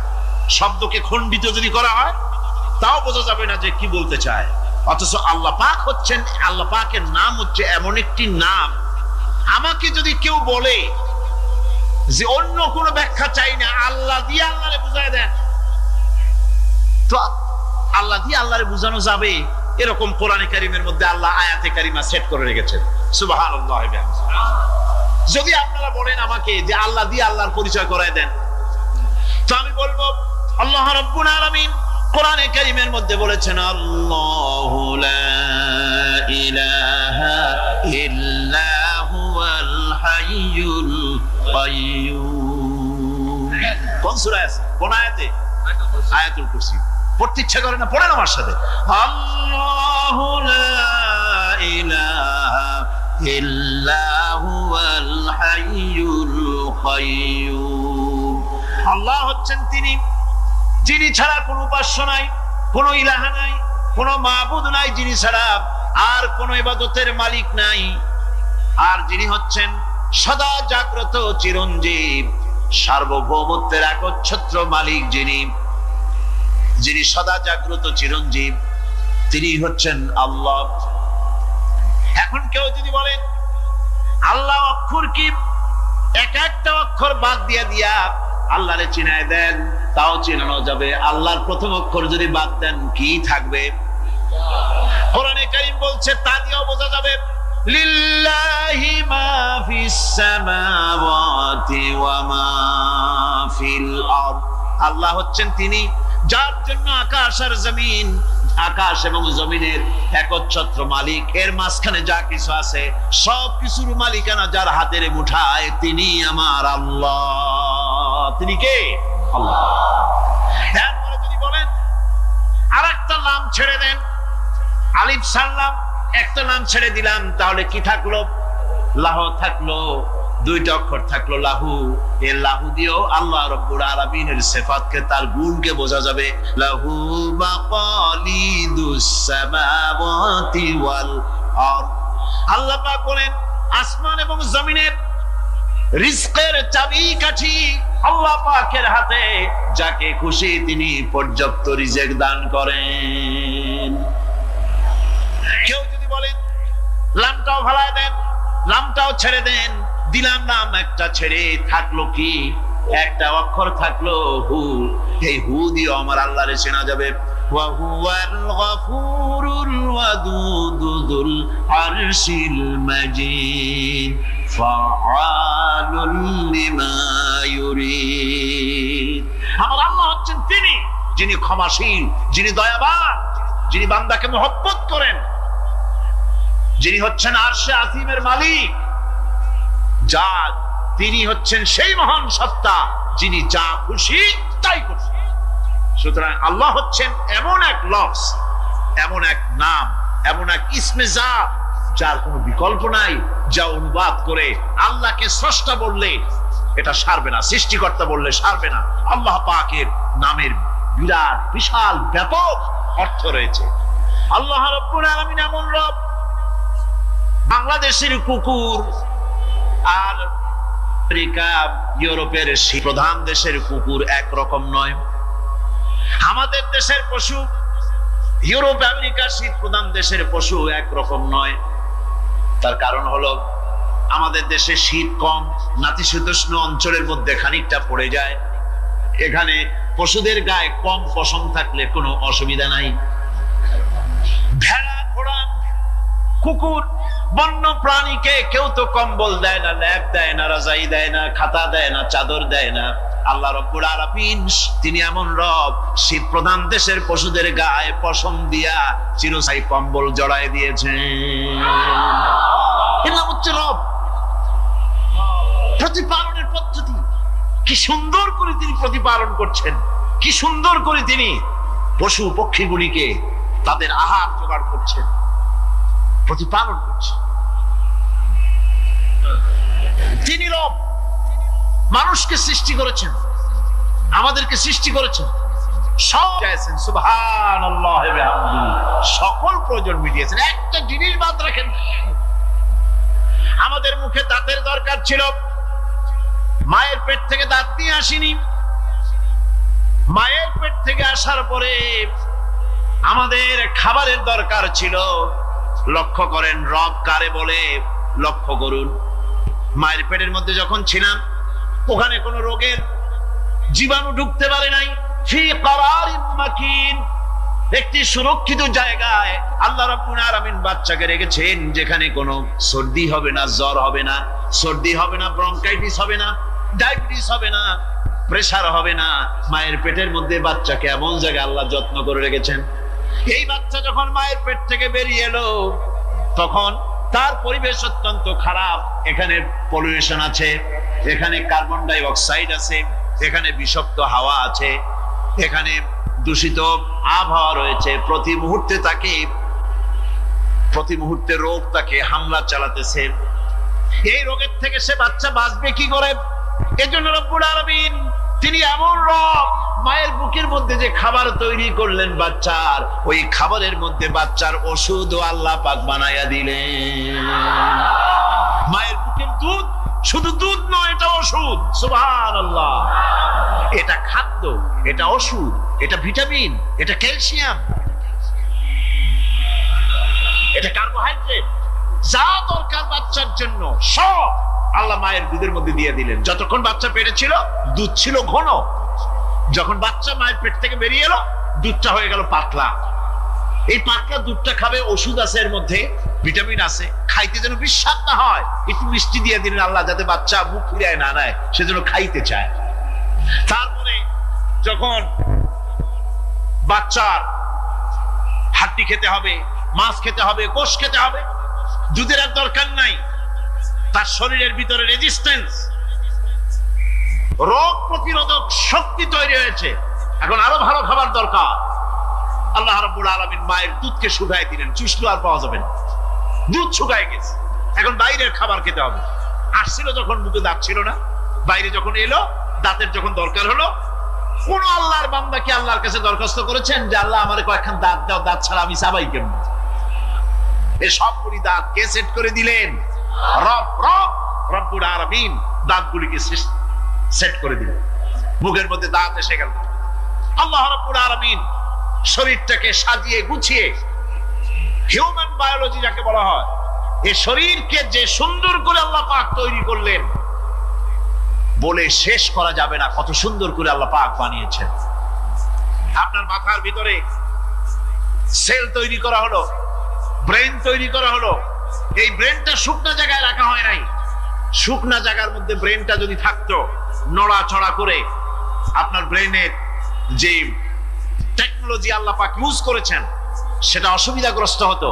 এই জন্য ক্রিম যেভাবে পানির মধ্যে ভাসা থাকে, পানির মধ্যে ভাসমান ক্রিম মাখন যেভাবে রাখা হয়, সামান্য পানির মতো করে এর ভিতরে ব্রেনটাকে রাখা হয়েছে। এই ব্রেনের ভিতরে, ব্রেন হচ্ছে পৃথিবীতে কম্পিউটার, আজকের পৃথিবীর শ্রেষ্ঠ আবিষ্কার। কিন্তু মানুষের মাথায় যে কম্পিউটার আল্লাহ পাক দান করেছেন, এই কম্পিউটারের সামনে দুনিয়ার কম্পিউটার এতিম। এবার লন্ডন গিয়েছিলাম, প্রত্যেক বছর 1.5 মাস 2 মাস সময় পাই, কিন্তু আপনারা দোয়া করেছেন এখন পার্লামেন্টে সময় দিতে হয় বেশি। বিদেশের সফর কমে গিয়েছে। 10 দিনের জন্য গিয়েছিলাম। ওরা আমাকে একটা ডায়েরি দিল। সেই ডায়েরিটার ভিতরে ডিজিটাল ডায়েরি, এই ডায়েরির মধ্যে তারা বলল যে এরকম, এই যে কাগজটা আপনারা দেখতে পাচ্ছেন, এই রকমের কাগজের 10 লক্ষ পাতা লিখতে যত কাগজ লাগে, এরকমের 10 লক্ষ পাতার লেখা ছোট্ট এই ডায়েরিটার মধ্যে ঢুকাই দেওয়া যায়। 10,000 টেলিফোন নাম্বারের মেমোরিতে তুলে দেওয়া যায়। এটা হচ্ছে লেটেস্ট আবিষ্কার। কিন্তু আল্লাহ পাক মানুষের যে ব্রেনটা তৈরি করলেন, পৃথিবীতে যা আছে এ সব কিছু একটা মানুষের ব্রেনের মধ্যে, সমস্ত তত্ত্ব, সমস্ত ফ্যাক্টস, সমস্ত ফ্যাক্টস মানুষের মেমোরির ভিতরে ঢুকাবার পরেও আরো লক্ষ লক্ষ জায়গা বাকি থেকে যাবে, শূন্য থেকে যাবে, যা পূরণ হওয়ার নয়। এত বিশাল মেমোরি আল্লাহ পাক তার মানুষের মাথার মধ্যে তৈরি করে দিয়েছে। সুবহানাল্লাহ বিহামদি। দেখুন অবস্থাটা কি। আল্লাহ তার মানুষকে কিভাবে, রব কাকে বলে, রব কারে বলে, সুবহানাল্লাহ বিহামদি। চোখের সামনে রাস্তা দিয়ে চলতে গিয়ে চোখের সামনে সাপ দেখলেন, চোখ দেখার কাজ করেছে। চোখ কি করেছে? দেখার কাজ করেছে। এখন কি করবেন? চোখ কিন্তু দেখে বসে থাকে নাই, চোখ দেখা মাত্রই ট্রান্সমিট করেছে ব্রেনকে। ব্রেন সাথে সাথে অ্যাকশন নিতে বলেছে হাতকে আর পাওকে। হাতে লাঠি থাকলে পিটাও, লাঠি না থাকলে পাকে বলেছে দৌড় মারো। এই যে সাপ দেখলো, চোখ চোখ এটাকে পাঠাই দিল ব্রেনকে, ব্রেন পাঠাই দিল অ্যাকশনে হাতে আর পায়ে। এতে কিন্তু 1 সেকেন্ড সময় লাগে নাই, 1 সেকেন্ডের কয়েক লক্ষ ভাগের 1 ভাগের ভিতরেই মানুষ অ্যাকশনে এসে গিয়েছে। সুবহানাল্লাহ। এর নাম হচ্ছে রব। এর নাম কি? তার অফুরন্ত সৃষ্টি, অফুরন্ত সৃষ্টি। মানুষের হার্ট তৈরি করেছেন, চোখ তৈরি করেছেন। চোখে কিন্তু আমরা নেগেটিভ দেখি, চোখে আমরা কি দেখি? নেগেটিভ দেখি। এই নেগেটিভটা চোখ ক্যাচ করে ব্রেনের ভিতর থেকে পজিটিভ হয়ে কে বের করে দেয়? সুবহানাল্লাহ বিহামদি। কানে অসংখ্য শব্দ শুনি, কিন্তু কোন শব্দ তো জড়ায় যায় না। অসংখ্য শব্দ আমরা শুনি, যেমন রেডিও। রেডিও ঘুরাচ্ছেন, 9 ব্যান্ড রেডিও অথবা এর থেকেও বেশি ব্যান্ডওয়ালা রেডিও। আপনি যখন ঘুরাচ্ছেন কোন সেন্টার ধরার জন্য, অনেক সময় 4-5টা সেন্টার জড়ায় যায় না? জড়ায় কিনা? 4-5টা সেন্টার জড়ায় যায়, সর্বনাশ হয়ে যায়, কোনটা থেকে কোনটা জন্য। তো এইরকম করে আপনার কানের ভিতরে শব্দগুলি সব জড়াইয়া ফাঁকাইয়া আপনার কানের মধ্যে একটা বিশ্রী আওয়াজ সৃষ্টি করে দিতে পারত। কে? স্তরে স্তরে শব্দগুলিকে শোনার ব্যবস্থা করেছে। আপনার জিহ্বার ভিতরে হাজারো রকমের স্বাদ গ্রহণ করার জন্য একটা জিহ্বায় এতগুলি টেস্ট নেওয়ার ক্ষমতা কে তৈরি করে দিলেন? আল্লাহ রাব্বুল আলামিন। সুবহানাল্লাহ বিহামদি। তিনি হচ্ছেন রব, যিনি মানুষের প্রতিপালন সৃষ্টি করেন এবং প্রতিপালন করেন, এমনি এমনি ছেড়ে দেন। এরপরে মানুষের সব প্রয়োজন তিনি মিটিয়েছেন। মানুষের জীবন ধারণের জন্য সব থেকে বড় প্রয়োজন পানি। সবচেয়ে বড় প্রয়োজন কি? পানি। জোরে কোন কি? পানি। জীবনের জন্য পানি এবং আর্দ্রতা, এই দুটি জিনিস অপরিহার্য, এছাড়া জীবন বাঁচবে না। আমরা দেখতে পাই সমুদ্র ভরা পানি মজুদ আছে। লক্ষ্য করেন, সমুদ্র ভরা পানি মজুদ আছে, নদী খাল বিল ভরা পানি মজুদ আছে, কিন্তু এটাই তো যথেষ্ট নয়। রব হচ্ছেন তিনি, যিনি এই বিশাল বিশাল পানির মজুদ থেকে বাতাসকে যিনি বলেন, যিনি প্রতিনিয়ত বাষ্পীয় আকারে পানিগুলিকে সমুদ্র থেকে উত্থিত করেন, পানিগুলিকে উত্থিত করেন মহাকাশে। আল্লাহ পাক বলেন, আল্লাহুল্লাযী আরসালার রিয়াহা ফাতুসিরু সাহাবা। বাষ্প হয়ে পানিগুলি আকাশে উত্থিত হয় এবং মহাকাশে যাওয়ার পর এই পানিগুলি, লবণাক্ত পানিগুলি আল্লাহর মেশিনে সেগুলি মিষ্টি হয়ে যায়। জোরে কোন সুবহানাল্লাহ। পানিগুলি মিষ্টি হয়ে গেল। ওই মিষ্টি পানি আল্লাহ রাব্বুল আলামিন নাজিল করে দিলেন। এবার বৃষ্টি কণা কণা হয়ে পড়লো, ফোঁটা ফোঁটা বৃষ্টি। আল্লাহ খুঁজে দেখলেন বৃষ্টির ফোঁটাগুলি পৃথিবীর প্রতিটি কণা তালাশ করে তৃষ্ণার্ত কণাগুলিকে আল্লাহ পাক ভিজাই দিলেন। সেই জন্য তার নাম হলো রব। তিনি হচ্ছেন রব, প্রয়োজন মিটান। পানি সবচেয়ে প্রয়োজন বেশি, সেই পানি আল্লাহ পাক এভাবে সরবরাহ করলেন। জমিনের চারিদিকে নদী নালা রেখেছেন, জমিনকে আর্দ্র করেছেন, জমিনের ভিতরের পানি মিষ্টি করেছেন। টিউবওয়েল মারলে পরে, পাম্প করলে পরে ভিতর থেকে মিঠা পানি আল্লাহ পাক বের করে দেন। সুবহানাল্লাহ। এই মিষ্টি পানির ব্যবস্থা করেছেন। এরপরে তিনি ওই আল্লাহ পাক মিষ্টি পানির ব্যবস্থা করে বৃষ্টির মাধ্যমে পৃথিবীতে ফসল উৎপাদনের ব্যবস্থা করে দিলেন। সেজন্য আল্লাহ পাক কোরআনে কারীমের মধ্যে বলেছেন, ওয়াজআলনা মিনাল মাই কুল্লা শাইইন হাই। পানি দ্বারাই আমি সব বস্তুকে সজীব রাখি। বৈশিষ্ট্যের দিক থেকে পানির রয়েছে অনেক গুণ, আশ্চর্য গুণ। পৃথিবীর ৭৫% হচ্ছে পানি। আকাশ থেকে অর্থাৎ চাঁদ থেকে যখন চাঁদে ভ্রমণকারীরা যখন ছবি তুলেছে, তো সেই ছবিতে ব্লু রং এসেছে বেশি, সবুজ এসেছে কম। সবুজ হলো গাছপালা, আর ব্লু হচ্ছে পানি। সমুদ্রের পানির রং হচ্ছে নীল। মানুষের শরীরের ভিতরে ৬০% পানি, গাছের মধ্যে রয়েছে পানি। পানি ছাড়া পৃথিবীর বাঁচার কোনো পথ নাই। আবার দেখেন, প্রচন্ড শীতের কারণে, ঠান্ডার কারণে যেসব এলাকায় তাপমাত্রা হিমাঙ্কের নিচে এসে যায়, সেই সব দেশে সমুদ্রের পানি আর দরিয়ার পানিগুলি বরফ হয়ে যায়। এই বরফ যখন হতে থাকে, তখন পানি তার নিজের তাপকে নিচের দিকে ছুটতে থাকে। উপরেরটা বরফ হয়ে যায় ঠান্ডা, আর নিচে তাপ বিচ্ছুরিত করে দিয়ে পানির ভিতরে যত জলজ প্রাণী আছে আর উদ্ভিদ আছে, সবগুলিকে বাঁচায় রাখার ব্যবস্থা আল্লাহ রাব্বুল আলামিন এভাবে করে থাকে। এবার আল্লাহ রাব্বুল আলামিন বলছেন, এই পানি ছাড়া মানুষ বাঁচে না, প্রাণী বাঁচে না। পানি এমন এক জিনিস, এমন এক নিয়ামত আমি দান করলাম। আল্লাহ পাক বলেন, কুল আরাআইতুম ইন আসবাহা মাউকুম গাওরান ফামান ইয়াতিকুম বিমাইন মাইন। বলো দেখি, সবে শুকাইয়া যদি যায় এই জমিনের পানি, তাহলে হেথায় তটনির ধারা কে দিবে সবারে আনি। এই পৃথিবীর নদী নালা খাল বিল, জমিনের আভ্যন্তরীণ দিকে পানিগুলি যদি আমি আল্লাহ রাব্বুল আলামিন শুকায় দেই, তাহলে আমি আল্লাহ ছাড়া এমন কে আছে যে নতুন করে আবার পানির আমদানি করে দিতে পারে? আছে কেউ? আজ পানির শূন্যতা আমাদের দেশে দেখা যাচ্ছে। পানি আস্তে আস্তে কমে যাচ্ছে, আস্তে আস্তে পানি শেষ হয়ে যাচ্ছে। কি কারণে শেষ হচ্ছে এবং কি হলে পানি পাওয়া যাবে, পরে বলা যাবে ইনশাআল্লাহ। তো জীবন ধারণের জন্য যেমন পানির প্রয়োজন, জীবন ধারণের জন্য তেমন বাতাসেরও প্রয়োজন। পানি ছাড়া তো কিছু সময় চলতে পারে, পানি এবং খাদ্য ছাড়া কিছু সময় চলতে পারে, কিন্তু বাতাস ছাড়া তো এক মুহূর্ত চলে না, ঠিক কিনা? বোঝেন কিনা কথা? বাতাস ছাড়া এক মুহূর্ত চলতে পারে না। অথচ আল্লাহ রাব্বুল আলামিন এই বাতাস দিয়ে গোটা আকাশকে, শূন্য জায়গাগুলি বাতাস দিয়ে ভরে রেখেছেন, যাতে করে কারো বাতাসের কোনো অসুবিধা না হয়, শ্বাস করতে কোনো কষ্ট না হয়।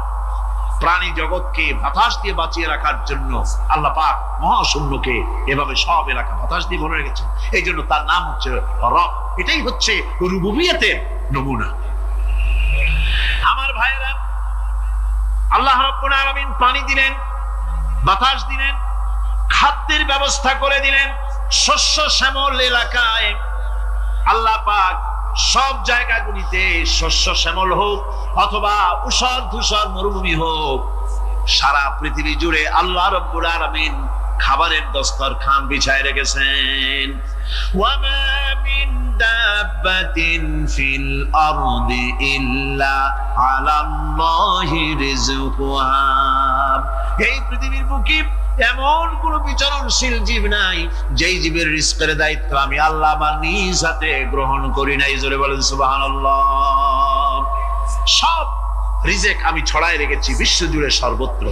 আল্লাহ পাক বলছেন, ফালয়ানজুরিল ইনসানু ইলা তাআমিহি আন্না সাবাবনাল মাআ সাব্বা সুম্মা শাকাকনাল আরদা শাক্কা ফাআমবাতনা ফিহা হাব্বা। আল্লাহ পাক বলছেন, মানুষের উচিত নিজ খাদ্যাদির দিকে লক্ষ্য করা, নিজে খাদ্যের দিকে লক্ষ্য করা। যেহেতু এই খাদ্য প্রতিদিন তার সামনে আসে, এদিকে তার লক্ষ্য করা উচিত।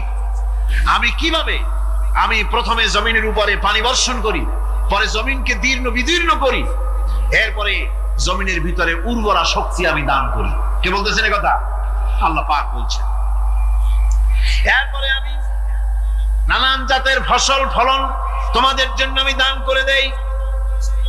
খাদ্যের দিকে নজর করতে এই জন্য আল্লাহ পাক বলেছেন মানুষ চতুর্দিক থেকে তো চোখ ফিরাতে পারে, মুখ ফিরাতে পারে, কিন্তু খাদ্যের দিকে তার নজর করতেই হয়। সকালে, দুপুরে, বিকেলে, রাত্রে সব সময় তার সামনে খাবার আছে। আল্লাহ পাক বলেন খাবারের দিকে একটু নজর করো, কেমন ভাবে কি সুন্দর করে খাবারগুলি তৈরি করে দিয়েছি, শুরু কিভাবে হলো, পরিপক্ক কিভাবে হলো, সেদিকে তোমরা লক্ষ্য করো। সে লক্ষ্য তো করা নাই, সমানে খায়, বিসমিল্লাহ বলেন, আলহামদুলিল্লাহ বলেন, পাইকারি দরে খাইতেই থাকে। আল্লাহ পাক বলছেন খাদ্যাদির দিকে লক্ষ্য করো। এই যে চাউল তোমরা খাচ্ছ, আটা খাচ্ছ, গম খাচ্ছ, মাছ খাচ্ছ, গোশ খাচ্ছ, তাম পৃথিবীর সমস্ত বিজ্ঞানীরা একত্রিত হয়ে একটা চাউল বানাইতে পারবে? জোরে কোন পারবে? না পারবে। পারবে প্লাস্টিকের চাউল, আর কলেরা হয়ে মরবে। পৃথিবীর সমস্ত বিজ্ঞানীরা একত্রিত চাউল বানাতে পারবে না, একটা ডিম বানাতে পারবে না। পারবে একটা বানাতে? পারবে না। বিজ্ঞানীদের প্রশংসা আমরা করি, হ্যাঁ করি। বিজ্ঞানীরা অনেক কিছু বিশ্বকে উপহার দিয়েছে। এই জমিন চাষের জন্য লাঙ্গল দরকার, শাবল দরকার, খন্তা দরকার, কোদাল দরকার। এই লোহার দাম কেউ আল্লাহ পাক এত লোহা বেশি দিয়েছেন যার জন্য লোহার দাম কম। সোনা কম দিয়েছেন যেহেতু সোনার প্রয়োজনীয়তা কম, লোহার প্রয়োজনীয়তা বেশি, এই জন্য লোহা বেশি দিয়েছেন, দামটা কমে গেছে, যার জন্য আপনার আমার জন্য কিনে ব্যবহারটা সহজ হয়েছে। কথা ঠিক কিনা? বন্ধুগণ, আল্লাহ রাব্বুল আলামিন এইভাবে করে মানুষের রুবুবিয়তটা, আল্লাহ পাকের রুবুবিয়ত হচ্ছে এই তিনি মানুষকে সুন্দর করে সৃষ্টি করে যা কিছু প্রয়োজন সবকিছু খাওয়াচ্ছেন, দিচ্ছেন। সে আল্লাহ পাক প্রশ্ন করছেন কুল মান ইয়ারযুকুকুম মিনাস সামাই ওয়াল আরদ أَمَّنْ يَمْلِكُ السَّمْعَ وَالْأَبْصَارَ وَمَنْ يَخْرُجُ الْحَيَّ مِنَ الْمَيِّتِ وَيُخْرِجُ الْمَيِّتَ مِنَ الْحَيِّ। আকাশের প্রশস্ত বুক থেকে এবং জমিনের এই প্রশস্ত বুক থেকে কে রিজিক, তোমাদের খাদ্যকে উৎপাদন করে? কে নির্জীব থেকে সজীবকে বের করেন? আর কে সজীব কে নির্জীবে পরিণত করেন? তিনি কে? তিনি হচ্ছেন আল্লাহ পাক। আল্লাহ পাক বলছেন এই প্রশ্ন যদি তাদেরকে করা হয় তো তারা কি বলবে? আল্লাহ পাক বলেন ওয়ামান ইউদাব্বিরুল আমরা ফাসায়াকুলুনা আল্লাহ ফাকুল আফালা তাত্তাকুন। হে নবী, এদেরকে প্রশ্ন করুন। এদেরকে যদি প্রশ্ন করা হয় এই পৃথিবীর সুন্দর পরিচালনা পদ্ধতি কে করেন, তাহলে তারা এক কথায় বলবে, নিজের থেকেই বলবে আল্লাহ। কে করছেন? সবকিছু আল্লাহ পাক বলেন নবী তাহলে তাদেরকে বলেন এ কথা জানার পর, এ কথা বোঝার পরেও কেন তারা ঔদাসীন্যতা দেখাচ্ছে, কেন তারা গাফিল হয়ে যাচ্ছে, কেন তারা আল্লাহ পাককে ভয় করে তার পথের অনুসারী হচ্ছে না? যে আল্লাহ রাব্বুল আলামিন এত কিছু করছেন তিনি তার পরিচয় সম্পর্কে বলে দিচ্ছেন ফাযালিকুমুল্লাহু রাব্বুকুমুল হক ফামাযা বা'দাল হক ইল্লাদ দালাল। নিশ্চয়ই এসবের মূলে রয়েছেন তোমাদের রব, আমাদের আল্লাহ, আমাদের রব। সুতরাং উজ্জ্বল সত্য প্রকাশিত হওয়ার পর গোমরাহি ছাড়া আর কিছুই বাকি থাকে না।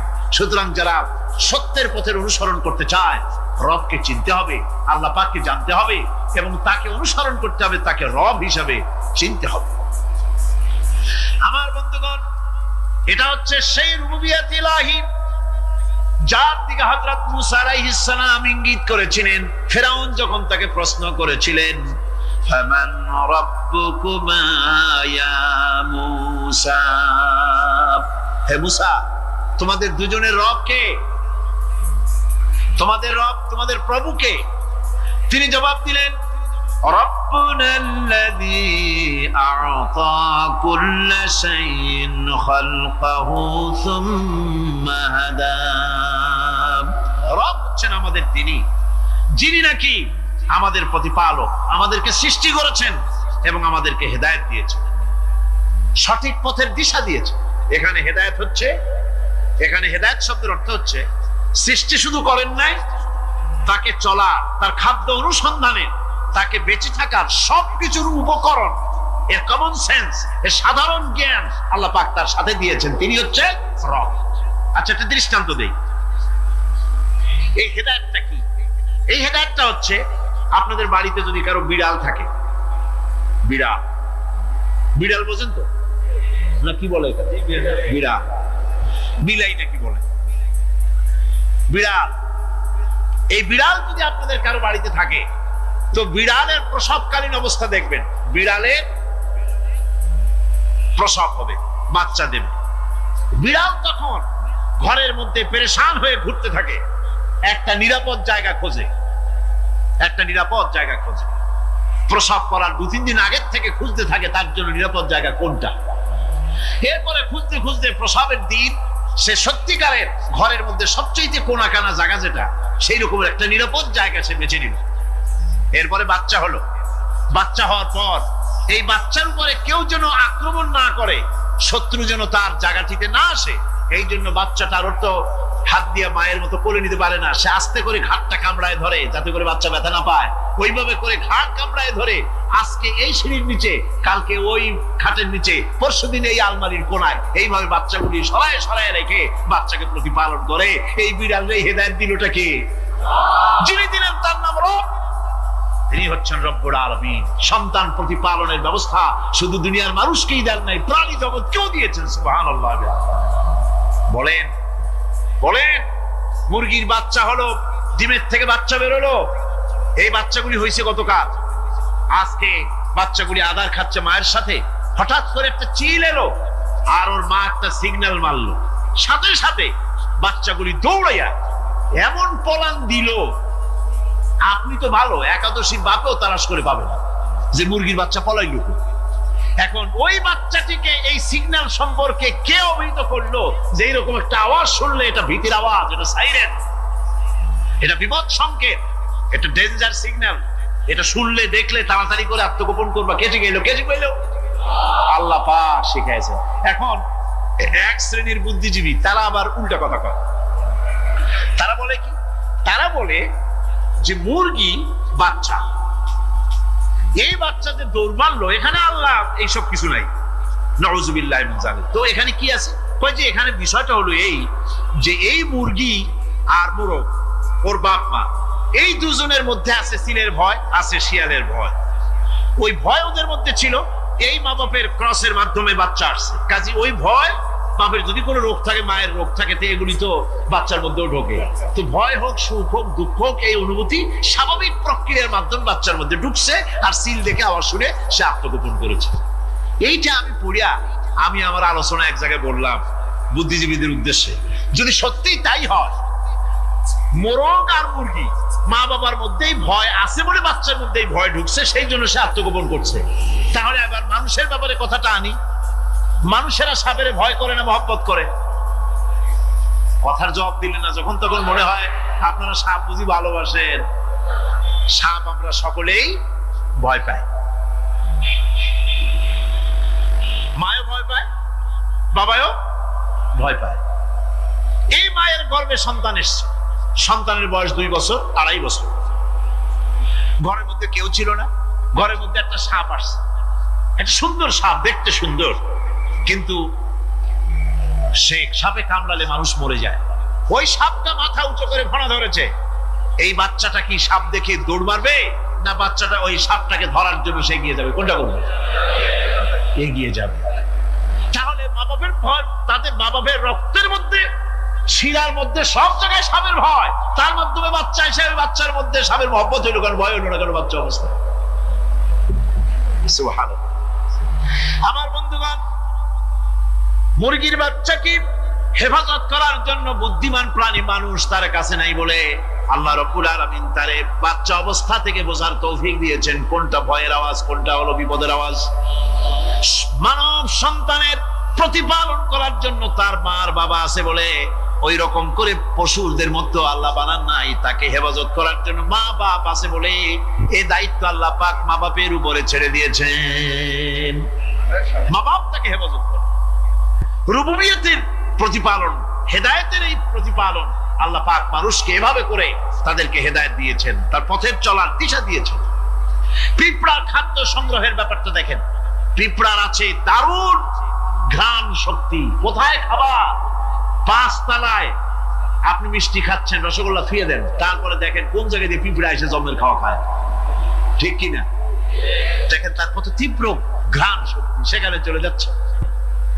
তাকে হেদায়েত দেওয়া হয়েছে, তাকে ঘ্রাণ শক্তি দেওয়া হয়েছে।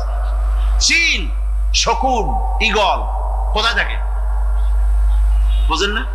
মহাশূন্যে 3 থেকে 3.5 মাইল উপরে শকুন, বাজ, ঈগল উঠতে থাকে। খাবে কি? ওখানে তো তার খাবার ছড়ান নেই। আল্লাহ হচ্ছেন এমন রব, আমাদের স্রষ্টা হচ্ছেন এমন রব, যিনি ওই চিল, বাজ আর শকুন মহাশূন্যে যেগুলি উড়ে বেড়ায়, ওদেরকে আল্লাহ পাক এমন তীব্র দৃষ্টি শক্তি দান করেছেন, 3 মাইল উপর থেকেও ছাগল মুরগি মরা দেখলে ওখান থেকে সে ঝাঁপায় পড়ে তা খেতে পারবে। তাকে দেওয়া হচ্ছে দৃষ্টি শক্তি। এরকম করে যার যা প্রয়োজন, সমস্ত প্রয়োজনগুলি আল্লাহ মিটাচ্ছেন। এরই নাম হচ্ছে রুবুবিয়াতে ইলাহি। এটাই হচ্ছে আল্লাহ পাক রব। এটা তার অসংখ্য প্রমাণ।